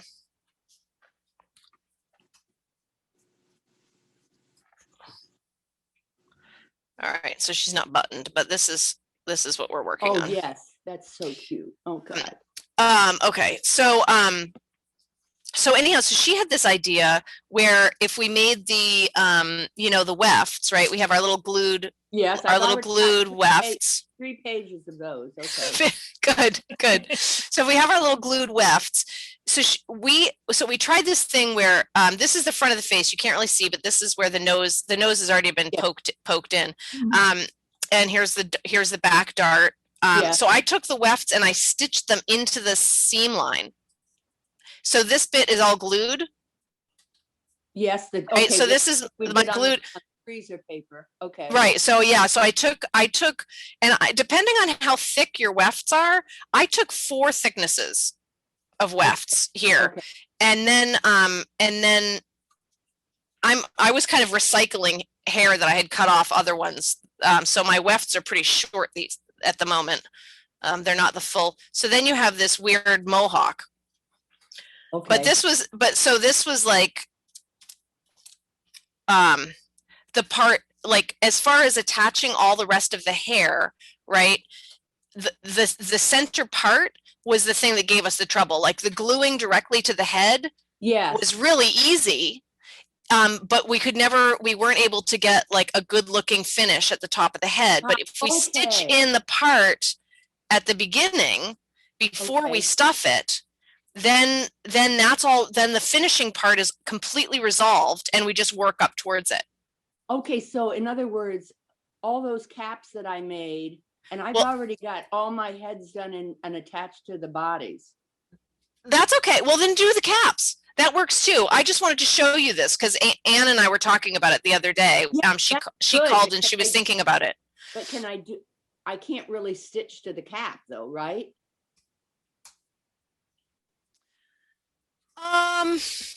Well, so this would be the same kind of process as this, where we made the cap and you sliced through. Yeah. Because that would be the only way to get it in there. But this was just a thing she thought of. A great idea. I know. I thought it was a great idea too, and I hadn't really thought of it before, but I just thought I would tell you. Yeah. But I'm still working with these caps as well. But I wanted to give this a try before Monday. Of course, this is a crazy looking thing right now, but but it makes a lot of sense. The only thing is though, I don't want to go back and take all of the stuff. No, and no, don't work with what you've got. Work with what you've got. Okay. Yeah. Well, you know what I might do is I've got one that is just sewn on, except I tried to finish up the top by gluing it on and it made a mess. So I've got to figure out how to get the glue off and then sew the other two on, the other the 2 or 3 wefts on. But anyway, I'll figure that one out. Okay, so I'm gonna goof around with this and see what I get. We're taking a little drive tomorrow, so I thought I would take some of these in the car and see if I could. That makes a lot of sense because then you can separate it and it gives you a natural part. Yeah, exactly. Yeah. Okay. I know. I might have to do the cut and paste job. Yeah, I know. Well, there are lots of different methods, and I think they all work. It's just that we're all kind of learning together on this hair thing. Yeah. So, well, I'm going to watch those 2 videos again. Yeah, and then I want to just kind of figure the head situation or the cut, the T cut. The T cut, yeah. Yep. And so that one is I'm gluing on the inside. Go into the slit and glue on the inside. Yeah. And then to figure out what I'm going to use for the netting or to splice the slit, but I'll figure that out. Yeah, okay. Yeah, exactly. Okay, but thank you so much. You're and welcome. Hi, Carol. I'm sorry. Bye. Have a good afternoon. Oh, you too. All right. All right, you guys. Bye, Lisa and Erica and Cass and Gail. You guys have a good weekend, and I'll see you next time. If you have any questions, just shoot me a note on Patreon. Okay. Thanks so much, Cynthia. You're welcome. Thank you. Bye. All right, let's stop the share here. That's it. Bye. Thank you. Thanks a lot. Yeah, you bet.